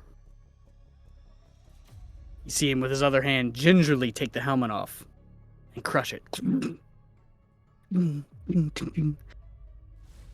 The place is silent. The man has beautiful auburn eyes that you can almost see that shine with an orange glow. Blood trickling down his face. Long black hair kind of cascading down his shoulders. He seems young. This fool stood no chance against Virka the Mighty. Virka takes the hand, places it on his torso, and rips him in half. Fuck. And throws his body into the floor. And just walks down the ramp. Everyone in stunned silence. Get up! Virka! Virka! And the place just erupts in roars and cheers as Virka the Mighty makes his exit of a quick fight. I'm gonna need another one of those dragon shots. Maybe make it 2 at this point. And that's where we're going to take our break. Alright. Oh, that'll be Good fun. God. You're All fine. right, everybody, You're gonna well- do fine. We'll be back in a bit. Redrick won't be back, but we'll see you all after the break. And we're back. We're back! We're Ah! back. Pew, pew, pew. I have cheese. Jeez. Thank you. Yes. Thank you for the intro. Wow. Alright. You're going to need it. Here we go. After that, it seems like money is being handed out. After Virka the Minotaur ripped through the bronze and made his exit. Labos eventually returns, you can see, with another coin purse. Sets it on the table. And I made out handsomely. People do this for Um, fun. About 10 or so minutes, they have to clean up the mess. One of those two will guide you. What Good a luck, mess my it friend. was. That might have been brutal, but the Gale... she'll do it cleaner. Good to know. Good luck, Torlin. Anyway, you two, Ready. do you have the key? Ready. Okay, pat my my just under the pocket that's always in. Just gonna pat it. Very well. Come with me. Get up and follow. It's at that point as you two get up and follow Labos. He seems to be leading you out the front door. You pass one of the gentlemen with the pin of the 5 blades as he walks towards your table. All right, you're fighting. Yep. You prepared for the quick Yeah. death then? Oh, they are. You'll be fine. Grabs you by the shoulder and hoists you up. Come on. Not much time now. He leads you away from the table.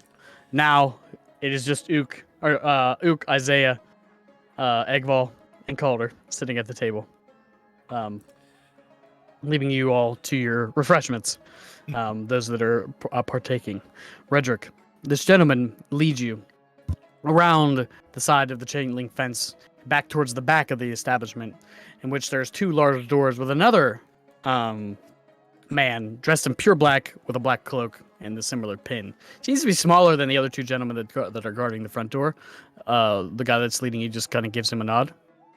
He steps out of the way and opens the two brass-handled doors, which opens up to what looks like a set of wide stairs that go down. So I just. By the way, I used to come here. I did a few fights back in the day. When did it change to death? Yeah. A few months ago, when Poe took over. Oh, Poe runs the place now. Owns it. He's the one that broke Virka and the girl. Oh shit. Oh, let me surprise. Anyway, follow me. He leads you down these stairs. When you finally make your descent, you come to what looks like a wide, just square room with two long benches that sit on both sides of the wall. Excuse me. Sand covers the floor.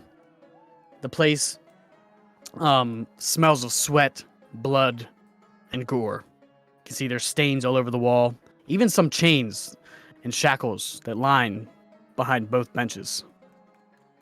Probably people that either slaves, prisoners, or both are probably what are the main attractions here. Most nights. You do see Virka removing two bracers right in the middle of the bench to your left. The place itself is probably only about 60 feet or so in length until you see two large double doors that block probably the entrance to the fighting pit. What did you say your name was again? Torlin? That's what you want to go by. You can throw, like, the Destroyer or something on the end there if you want. It's up to you. Dragon. Dragon. You said it's Torlin. Yeah, Torlin the Torlin. Destroyer. The Destroyer. Yep. The toilet That's destroyer. what they call me. Right. Well, in a few minutes or so, the doors are going to open, and you're going to hear your name. Make your way up the ramp. There's no turning back now. And he pats you on the back. Never Heads back up planned the on stairs. it. I'll, like, crack my knuckles a little bit. Head up.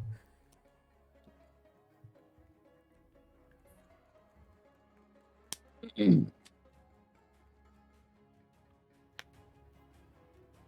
are now left in this room, alone, with Virka, who seems to be paying no attention to you. The horns on this thing's head, now that you're this close, a good 4 feet in width, both sticking almost straight out that come to a full point. Takes no mind of you, tosses the bracers to the ground. Seems to be sitting there, mindlessly, just shrugging, flexing every once in a while. I'll look over to him. You ever fight the Gale? Just leaves out a snort and blows dust into the ground. Take that as a no. The door is open. Alright. You hear in a distant, Torlin! The Destroyer! Question mark? You hear minor, yeah! Not even your friends watching Yeah! from above cheer for you. Turlet! Turlet! Those of you that are watching, no one rushes to the bar. Redrick, you kind of nervously walk up this ramp, and now we're in the center of this fighting pit. I'll kind Look of around. like hold my hands up and like try and get the crowd like a little hype. You hear, yeah, from like one drunk guy in like the corner. Yeah, I'll point to him. Yeah, go get him, buddy. You get him. Tear that up. His opponent, Nardane of the Gale. The place goes silent. And it's almost as if the lights in this place get even dimmer. As Redrick, you see the sand around you begin to twirl and pick up. Even around your feet, it begins to rise. And with a flash, drops. Distracted, you look up. You see a figure.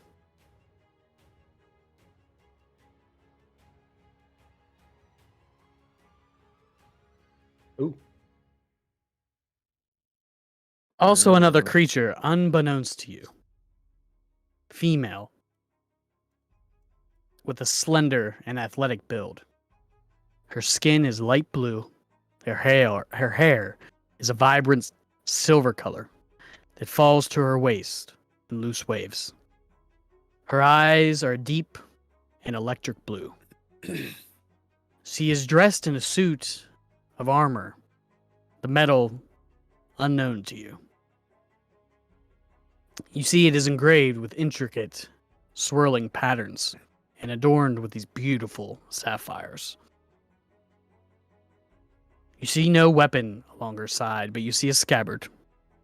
One that would probably hold a long rapier or something slender. An icy blue gem in the center of it. As she appears, she kind of stands there gracefully. That's when the place just erupts and screams and cheers.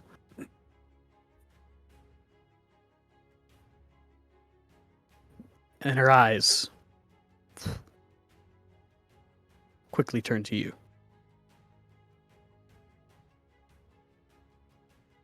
We're going to take you to a battle map. Oh. Okay. Okay. All that confidence you had a minute ago. Shake it out.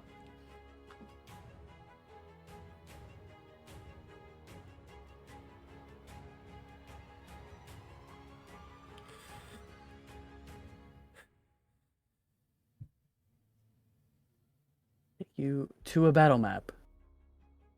There it is. Suspense is killing me. Can everybody see? Yes. Redrick, you stand face to face with this beautiful, womanly creature. I need you to roll me initiative. I was gonna say something.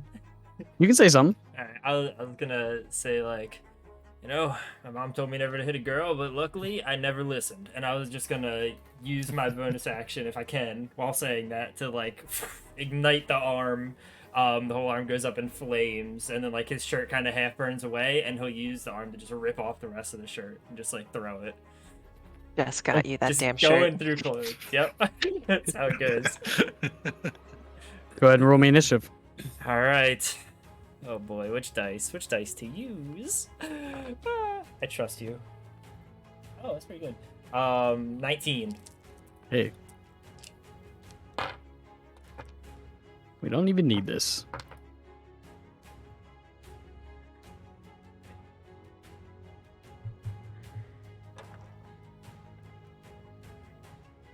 Okay. Let me make sure I know exactly what I'm going to do. Okay.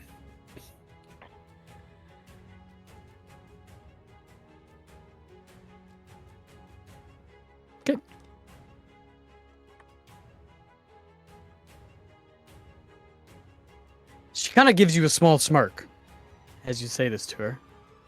and whispers something in a language you don't understand. Goes into a low crouch and twirls. Within a flash, she's on you. With these odd motions, like a fluid dancer, she comes at you with mainly her palms. Plop, plop, plop, plop. You try to fend it off as best as you can. First one is going to be a... Where the hell did I go? There it is. That is a 20 to hit. That'll hit. Next one is also a 20. Still hits. And that one is going to be a 9. Oh, it's a miss.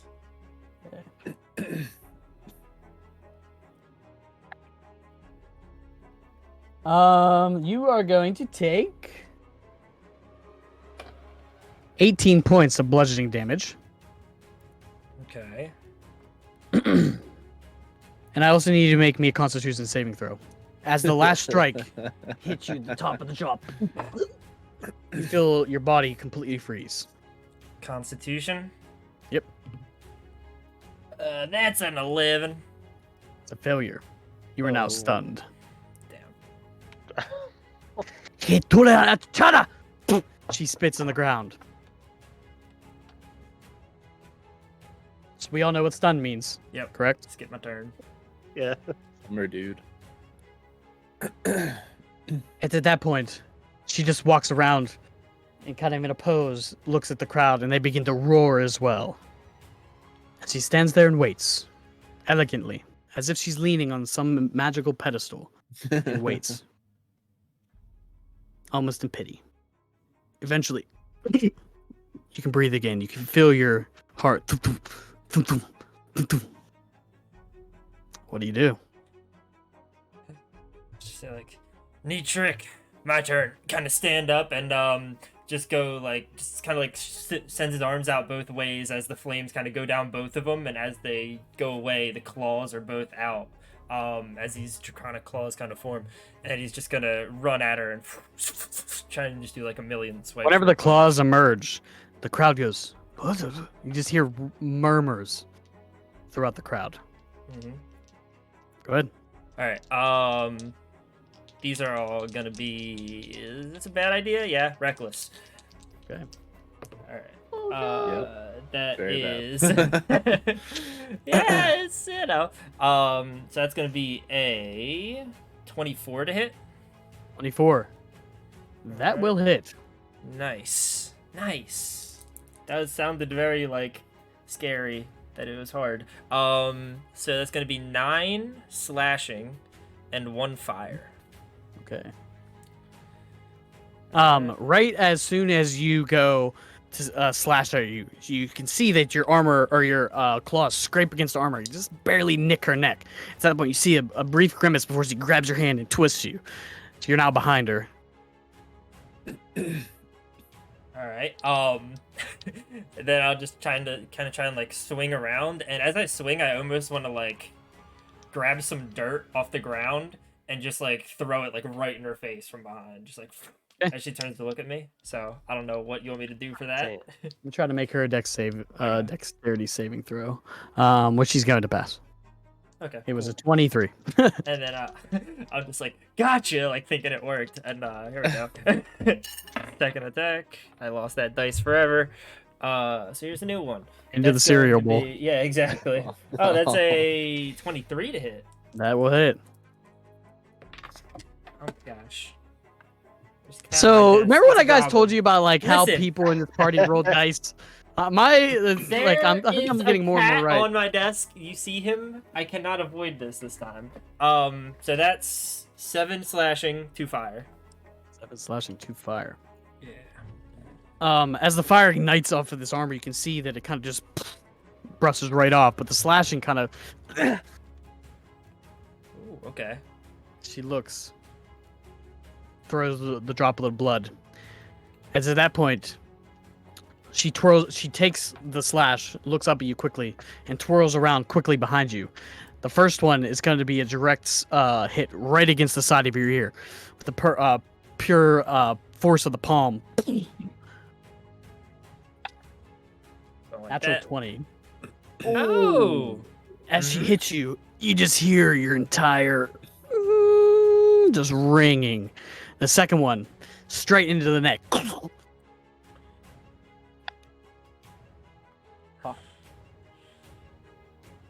It's gonna hit. It's a natural 19, so that She has is- advantage on these, by the way, just so you know. Okay, I did not know that. Not a natural 20. And the last one is definitely gonna be that. Where did that? This is gonna be a 22. That also so- hits. The natural 20. 14 points on the first one. Okay, reduced to 7. These are magical, by the way. Oh, it's so the rage works as long as it's not Yes, I'm just letting you Okay. know they are magical attacks. Cool. The second one is going to be 7 points of bludgeoning.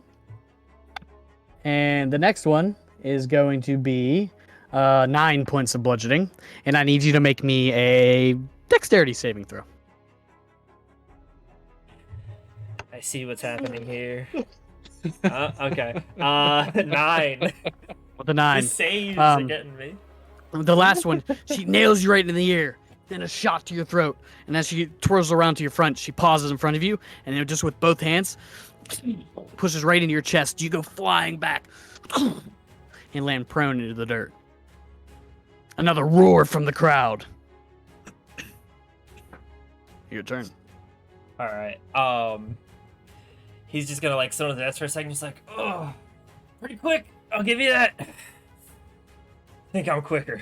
And he's gonna just like shoot up to her pretty much, just real fast. She's not more than 25 feet away, right?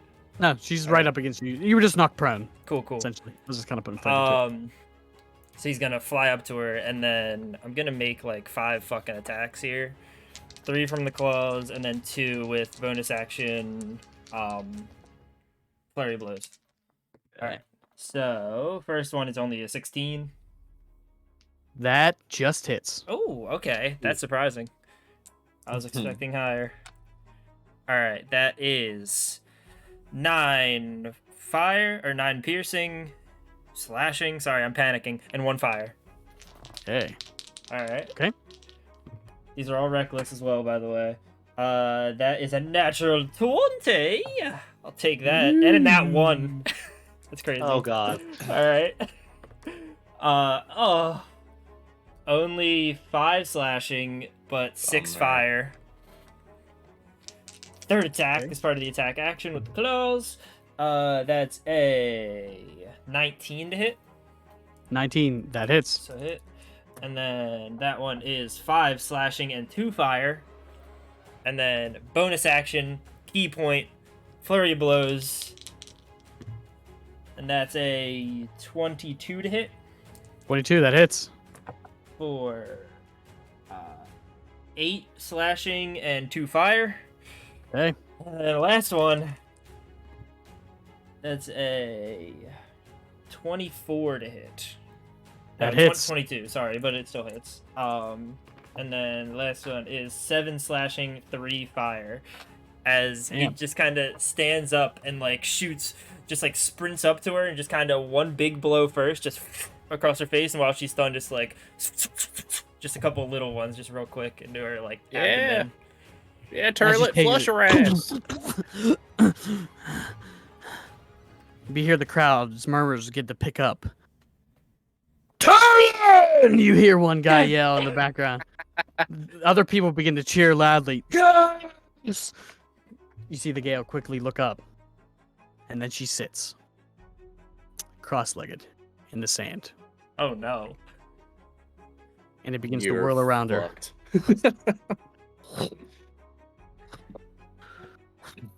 And this tornado of sand is now whirling around her. And it lashes out. Natural 20 again. Oh, stop this Gale, you madness. sand. It was Stop super this more. madness. She has advantage on these. Because I'm Thank an you. idiot. Second one. That is going to be a 24. And the last one is going to be a 23. So they're all three gonna hit. The natural 20. 23 points of slashing damage. Oh. Oh. The second one Goes to 11. is going to be 10 points of slashing damage. Goes to 5. And the last one is a poor roll. 7 points of slashing damage. And she just sits there with her arms crossed, her eyes closed, cross-legged, as this torrent of sand whirls around her. Your turn. All right. Just kind of getting buffeted back by it. He is going to drop rage for a second, and like as he kind of gets like stunned by it, and then just like the one arm goes away, and then you just see like a burst of flames come from his mouth, and just and as it comes back down, it's the jaw now is the dragon, as he's gonna use a different rage to switch to the bite form of the beast. And with that, he like bites down and starts running on all fours towards her, and goes take a chomp. These are at disadvantage, by the way. Okay, I'll make it a normal roll with reckless. That's not good. 13. Misses. All right, and then second one is a 16. That just barely hits, right? Misses. Oh no! Oh. Oh no! Oh. Okay, that's my turn. As you rush up and try to latch on with the jaws, you see a hand form out of the sand and just catch your face. Toss you back, and then as you swipe at the sand, another one forms into a parry, and just kind of bursts into and sends sand kind of into your face as you kind of back up. Not Now sure it's, like, what the hell. Spit out some sand. Okay. Get ready to go back for another one if I can make it. A lot of health left. This one. Yeah. Okay. So, I don't like that. 3 attacks coming your way. Mm-hmm. You'll be fine. First You'll be one fine. is a 19. Hits. Second one is an 18. Hits. And the last one is an 11. Miss. Okay. Could maybe hang in there. Flurry of blows. Oh, Little buddy. I had to say something. Oh. 19. Yep. And an 18. Yep. So Four that was hits. what? 4 hits. Low damage rolls. Low damage rolls. Putting the energy out there. Aren't you guys in the audience supposed to like cheat and help me win or something? Isn't that what happens? I'm in not these? trying to get us all murdered, dog. I thought about it though. Okay. It's 24 points total of bludgeoning damage this time. 24. I'm still up. 12. At this one, you just see one massive, well, I guess 2 massive hands kind of form out of the sand below you and just clap, just ringing you. Dexterity saving throw. Great. Actually, this is strength saving throw. Apologies. Strength. Gotcha. All right. Can I roll a good save today? I maybe 19. You succeed. Yes. All right. As you feel yourself almost get thrown back, you kind of just rip through it. I think he's on all fours, and it kind of like Fancy. pushes him on the 2 feet for a second, then back down. He just starts charging in. Okay. All right. Bite attack. Still disadvantage. Yes, it is. All right, I'll make it normal. With reckless. That is a 25 to hit. That hits. All right, and that's gonna do a different amount of damage than the other ones. So that's 8 piercing and 4 fire, and then I heal 3 Okay. as he goes down and bites down and just takes like a chunk out of her shoulder, and then I'll do one more. That's a 16 again. It Misses. barely misses. All right. And then bonus action, I'll jump back, like not actually jump back, but I'll step back and like get into a ready stance, and I'll do patient defense with my last key point. Okay. She is going to use her gripping sands ability. Oh, that one. As you kind of sink down into your defensive stance, you feel yourself begin to submerge into the sand. And you slowly feel it begin to crawl up your back and wrap around you. And it begins to choke you. I need you to give me a dexterity saving throw, please. All right.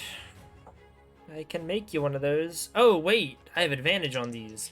Danger sense. Yes. All right. The bracers. Oh, you're right. It wouldn't have mattered. 21. That's a save. Yes. As you do, you can feel it begin to choke you out. You just take the claws and dodge out of the way before it just kind of tightens into a ball and drops to the floor.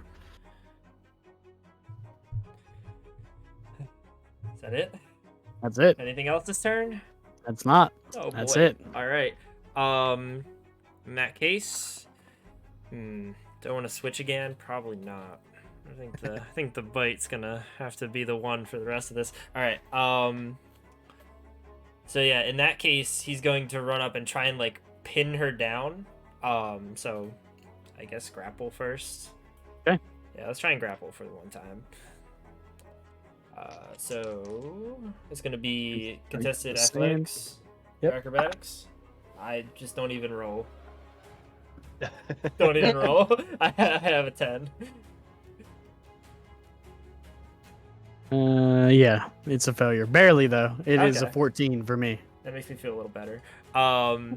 And then when my As you grip- rush towards the sand, it just gets more and more like a torrent. It's like a wall, and you try to get in there. And it's almost as if you're slamming into a wall whenever you get there.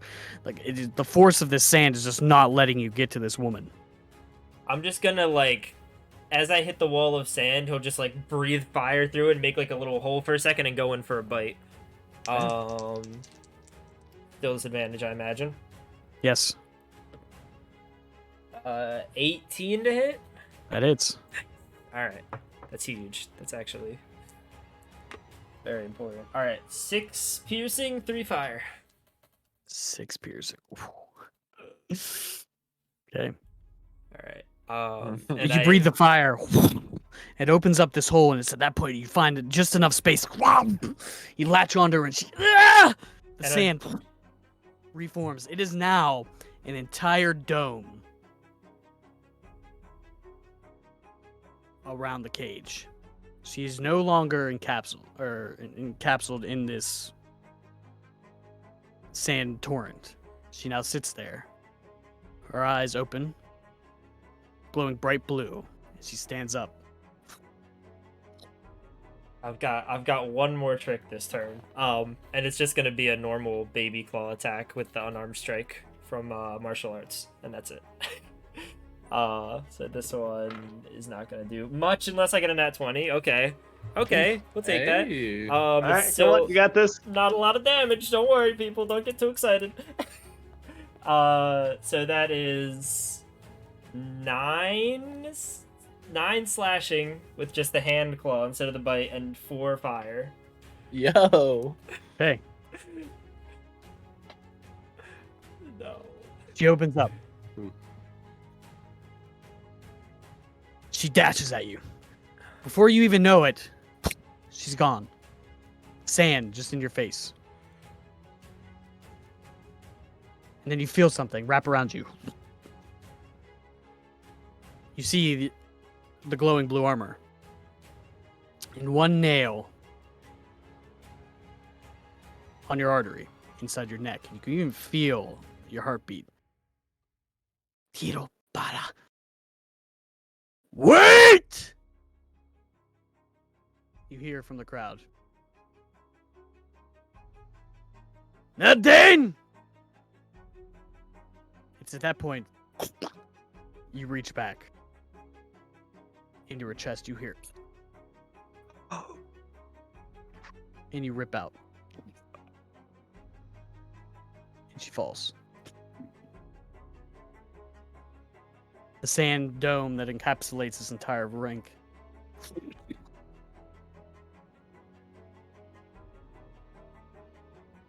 Yeah! God, you fucking won! You just hear the roars of the crowd.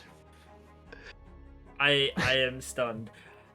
Yeah, and he'll roar right along with him. He has the dragon snout right now, so it comes out as just like a bellowing like and the flame goes into the air as he's just on the ground like breathing it out. Just completely out of it. Everyone just begins to chant his name over and over and over again. Torlin. Torlin. Calder, and those of you that are sitting at the table, you notice that it was Koke who ran up to the cage that yelled to stop. And he now just holds onto it, looking down at it in horror. You can see that the color is washed away from his face. And his hands drop off the cage and he slumps.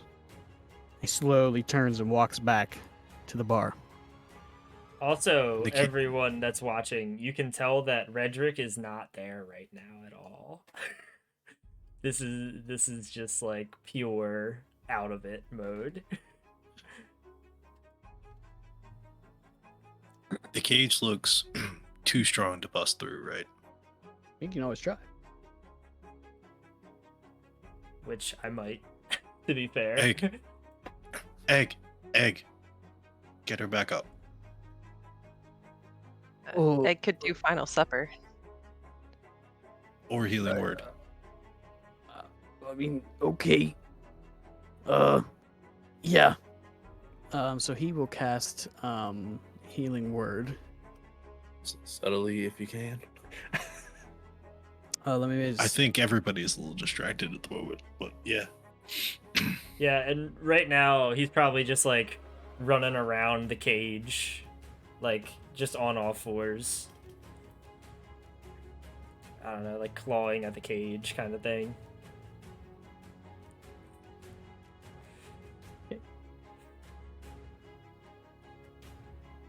You begin, those that sitting at the table hear Ekval begin to whisper in his low guttural giant that he does, and he breathes some of the sand and it seems like he collected his hand, and you see it float and land on the gale.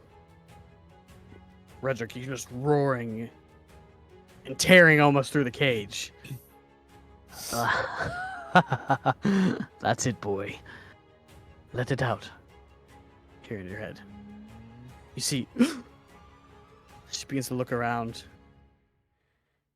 kind of not really knowing of exactly what had just happened to her. Redrick, roll me a wisdom saving throw, please. Oh, buddy. Yeah. This was a no. disadvantage. When I got up to the walls of the cage, did I get within 20 feet of Calder? It's 10 feet. 10 feet. I got my bad. A nat 1.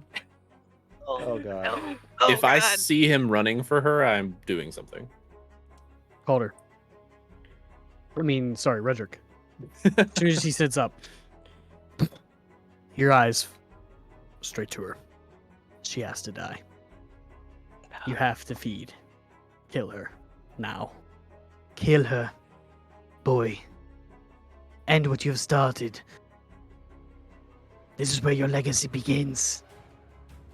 And you rush towards her. Can I act? You can try. What to I'm do? dropping the pretense of Chet.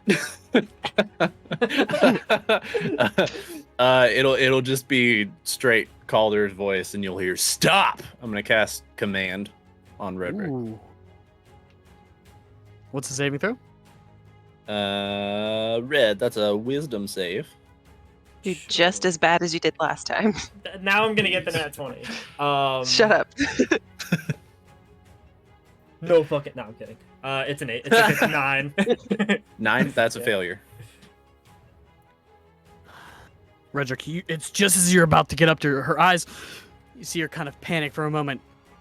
The claw's out, and you halt. Yeah. The second he locks up, I'm gonna look for whoever's running shit and be like, "Get her out!" You heard him! Get her out! The doors. The two men come rushing out and begin to drag her away. Are they opening cages, like the cage? Yes. Hold on. Okay. Calder. Whenever you say stop, and you see the cage open up, and the two men run out, there's another figure that's standing there in front of Redrick. Hooded in pure silver, with long, flowing hair, just holding a hand towards him. No one else sees this, except for you.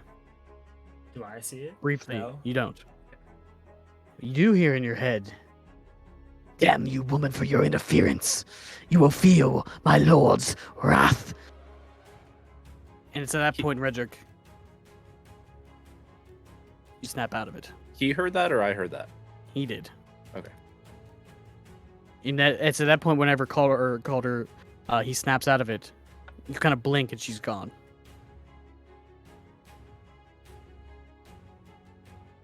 I'm just gonna take a second to cool off. Everybody is just quiet. Yeah. The gale is being dragged and the gates kind of close. Now everyone looks down upon Redrick. I'm just like in the middle of the ring, like panting. If I could, I would like to have gone to where they opened the cage. Okay. The thing is, you get to the door, and one of the gentlemen that was guarding the door puts his hand. You're not allowed back there. He's a friend. I can calm him down. Persuasion check. Disadvantage. Disadvantage. For chat. You sound like a weeb, man. Chat disadvantage. I'm trying to sound Chet disarming. Chet gets disadvantage on everything. I was trying to sound disarming. Chet's nice. Chet, Hey, Chet's nice. Chat's he's just a a nice friendly guy. 19. Can you stop him? Yeah, I think so. God damn it. I can't even take it seriously. All right, make it quick. He opens the door and you head down the stairs into Yeah, the I'm gonna- area where they're now dragging the Gale. She's kind of laying on her back, and you see the two men kind of packing gauze into her wound. Velka is nowhere to be seen, and you kind of rush past them and open the gates yourself. Yeah. And emerging I'll from the tunnel, is Kind what, of take a Calder. few steps out into the sand towards you, like hands up. I'm just gonna like collapse on the ground, I think. Like to my knees. Okay, if he goes down, I'll move forward and kneel down in front of you. You okay? Question, what do I remember? All of that or You anything? don't really remember much other than you jamming your claws into her chest and hearing the sound of her death. That's when everything went black.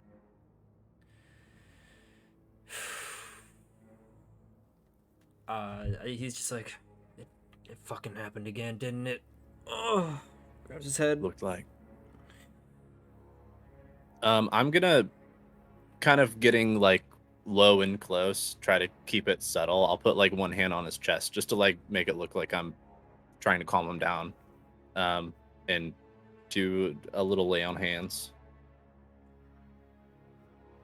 While they're talking down there, Isaiah is going to pay attention to all of the bartender and the 5 blades up top and see how they're reacting. Perfect timing. 10. Because as you do, you see the other the two that were guarding the door talking to Koke, who seems to be gathering his things quickly. As they begin to be, they seem to be whispering in harsh and quick tones. And he seems to be nodding quickly and gathering his things. And eventually, as Calder is down there healing them, they both, all 3 of them, walk out the front door. You fucked up Wyland's pet. That's gonna draw some attention. Fucking hell. Alright, just act let's like hope- I'm good. Yeah, we should start Won the moving. fight Let's or hope the whatever. other 2 are done soon. Yeah. And he'll Cool. he'll slowly stand up. Help him to his feet. Just kind of like. Good fight, everybody! Right as we're walking into the. Oh You just my hear that god. one guy that was hammered. Yeah. The rest of the place is silent. Ooh. I'm gonna Ooh. grab Egg and just move us closer to the front door, away from center of attention as much as possible. Where are we going? We're just making sure we can get out of here quickly if we need to. Okay. What about Ren? And Castis? I mean Dornan. I mean Echo. They God. Oh, are much no. better at this sort of thing than we are, so they will find us. And Ren is connected, so Oh yeah. Oh yeah. Oh, speaking of, I'm gonna check in. as I'm walking I'm Redrick, also like connected, I think. I'm trying to get him out to the bar as quick as possible so we can like reconvene. And I'm gonna mentally, I hope you two are fucking done. We gotta go fast soon. Ooh. Probably think Redrick's dead.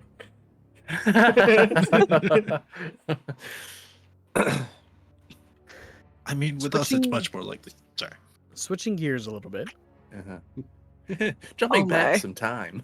Yeah. Coming back to stuff. Fuck. Let me do something really quickly here. Make sure I have everything settled. What I need to be settled. Rock quick. All right, all right. Here Settle we it are. all, boy. Yeah, settle it all there, Timmy. Okay. There we are. Who's Timmy? Yeah, all right. There we are. Okay, perfect. Chet's best friend, Timmy. Chet and Timmy. The Adventures of Chet and Oh, Timmy. God. Campaign 2 coming to you soon. I love it. Campaign 2. Oh god. Let's go. It's gonna be Eggball, Chet, Timmy, and Ook. There we Yeah. go. We're adding to the group. Oh, my Egg God. Chet. The Let's spin-off we go. need. The other two. You follow Labos out the front door as the Redrick's fight is about to happen. He leads you to the back and where you emerge from the manhole, and to what is the wall that is a dead end.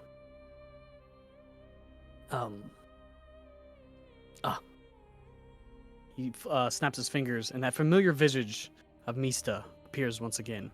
The long, curled, pointed salt and pepper beard with his long salt and pepper black hair. He's uncloaked and unhooded at this point. A rather regal appearance compared to Labos.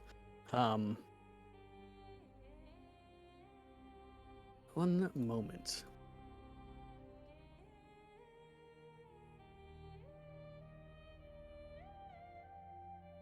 At the dead end wall, just as I remember it. Do either of you know the Sindarin word for moon? Do we know the word? Do you know Sindarin or Elven? Sindarlin. Oh I- yeah, I'm- Elven. I know Elven. Oh, nah. Yeah. Ethiel. Speak it, and while you do, draw a visage of a moon with your finger against that wall. Okay, but why can't you do it? I could, if you would like me to. Yeah, go I ahead. feel like you wanted to experience it yourself. Okay, no hostilities here. Okay.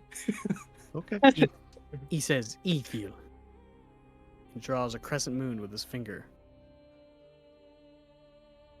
And you see it light up, as if the sky itself becomes cloudless. You look up, and the moon light seems to take right to the symbol he draws. And it's at that point, a simple wooden door appears in the stone wall. Wow. Would you like me to go first as well? I got it. I'll just reach for the handle and open the door. And from this point on, I'm trying to remember if I've ever been here before. If I see anything that sparks any memories. Okay. Just give me a general. Just roll a d20 for me. 18. Okay. As you descend a set of spiraling stairs made of pure blackened metal, each one of your footfalls falls with a clank. Ting, ting, ting, ting. As the three, spell touched, descend into what looks like nothing but a rudimentary cellar.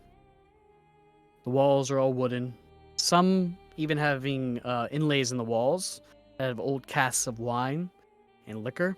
You can see as Mista raises his hand, and from the palm, a faint blue light shines, and he kind of holds it up and emits light, kind of in between you and I'm not calling you Ekka, I don't like it. Dornan, as you all walk down the stairs. I haven't been here for years. Now that we got the key, glad to be home. You follow the spiral stairs downward.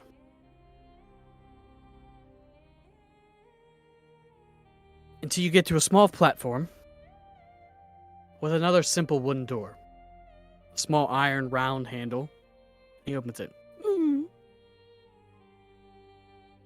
And inside, you see what seems like a simple bar. 3 round tables sit scattered amongst a darkened room, and you see him blow on the light in his hands. And these 3 orbs of light find themselves 3 torches and light up blue. Does this bar seem familiar to me? Also roll me a d20. Okay. The small bar has 10. 10. Okay. Has nothing behind it but old dishes and dirty glasses. One thing that is very interesting about this room, though, is there's a mural painted on the wall directly in front of you that depicts the night sky. And in the center, an eclipsing moon, surrounded by stars. Home, he says, in a curious voice. He seems to be in Facing me. thought.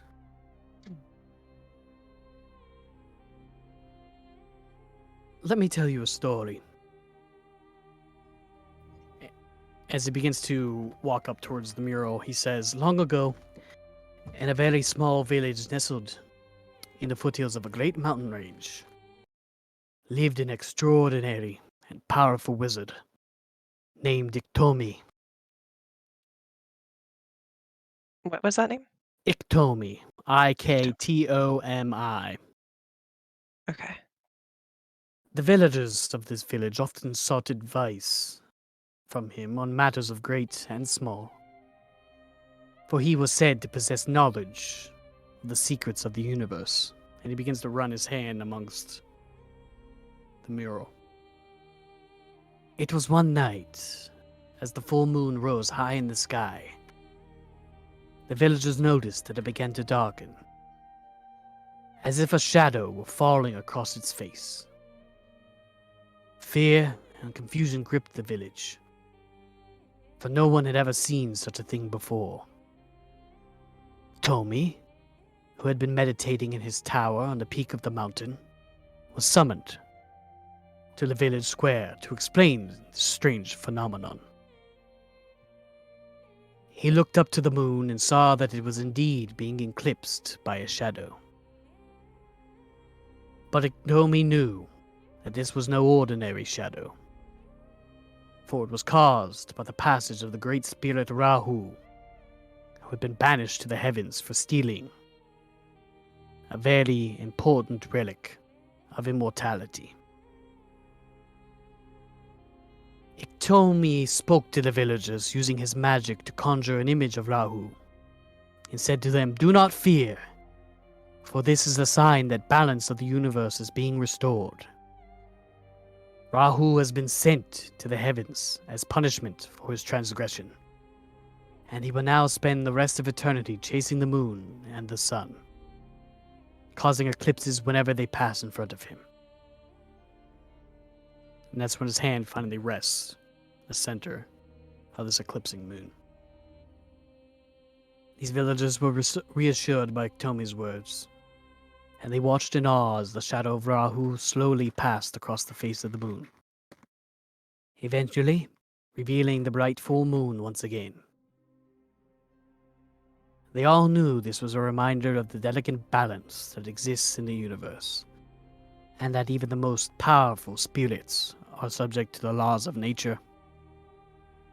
For that day forward, the villagers looked upon eclipses not with fear but with reverence, knowing that they were the reminder of the eternal struggle between the forces of darkness and light.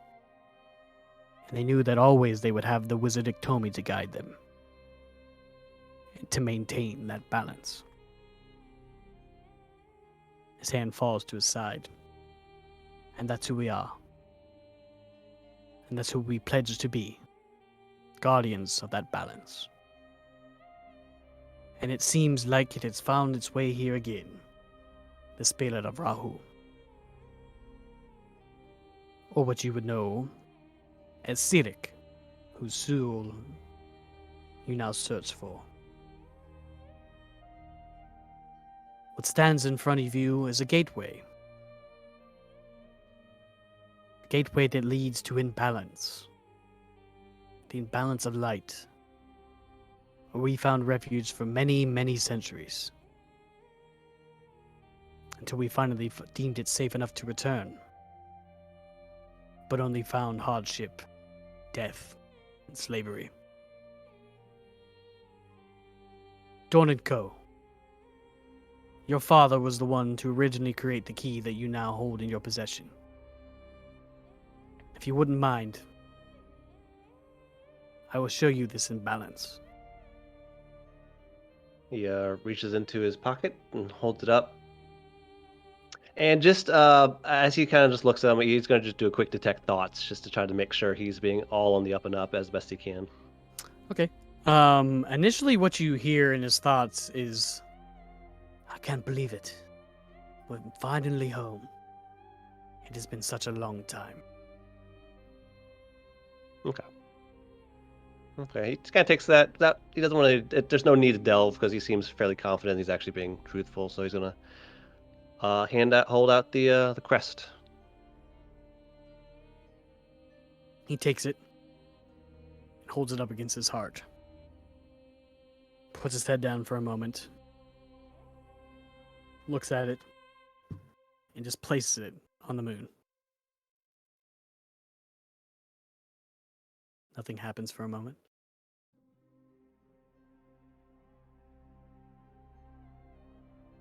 With his other hand, you see it begin to glow blue. And for a brief moment, you see the visage of an eye on his palm. Places it on the moon. Begins to speak in a language that neither one of you know, I do not believe. What languages do you speak? Common and celestial. Common, Elvish, and Halfling and Thieves' Cant. Begins to utter words that neither one of you understand, and the moon begins to get brighter and brighter and brighter. And at last, the visage fades to a portal of pure light, to the point where you guys have to hold your eyes back. And he says, "Welcome, my friends, the kingdom of light." As your eyes kind of find themselves, you can see in the distance, through the portal, a beautiful field of reeds, of pure pinks, reds, purples, and blues. A forest made of trees of similar color, bright greens, yellows, and a sun so bright you have to shade your eyes. And he steps through. Home. Finally. Kalununa! And a portal disappears in front of you with Mista inside of it. That is where we're going to end our session tonight. You still have the key? Mother. He took it. Oh my god. Fucker.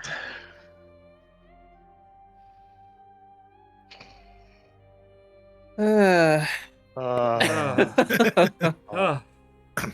Nicely That- done, Redrick. that wasn't stressful at all.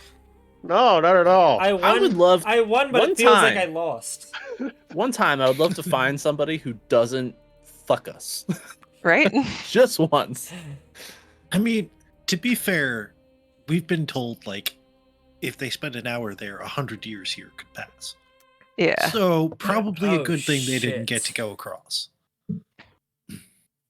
Yeah. Maybe Anyway. he's just going checking his laundry that's been going for the past 100 years. It'll be fine. It'll be fine. Said finally, I'm back.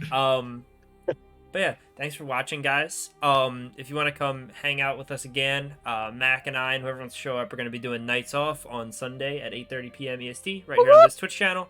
But make sure you follow if you like what we do here and want to get in on that follower goal. But other than that, that's all I got. So thanks for watching. Hope you all have a great week. And until next time, keep it bopping, y'all. Keep it bopping. Hey, make bopping. sure to love Fuck. somebody this week. I'm so mad.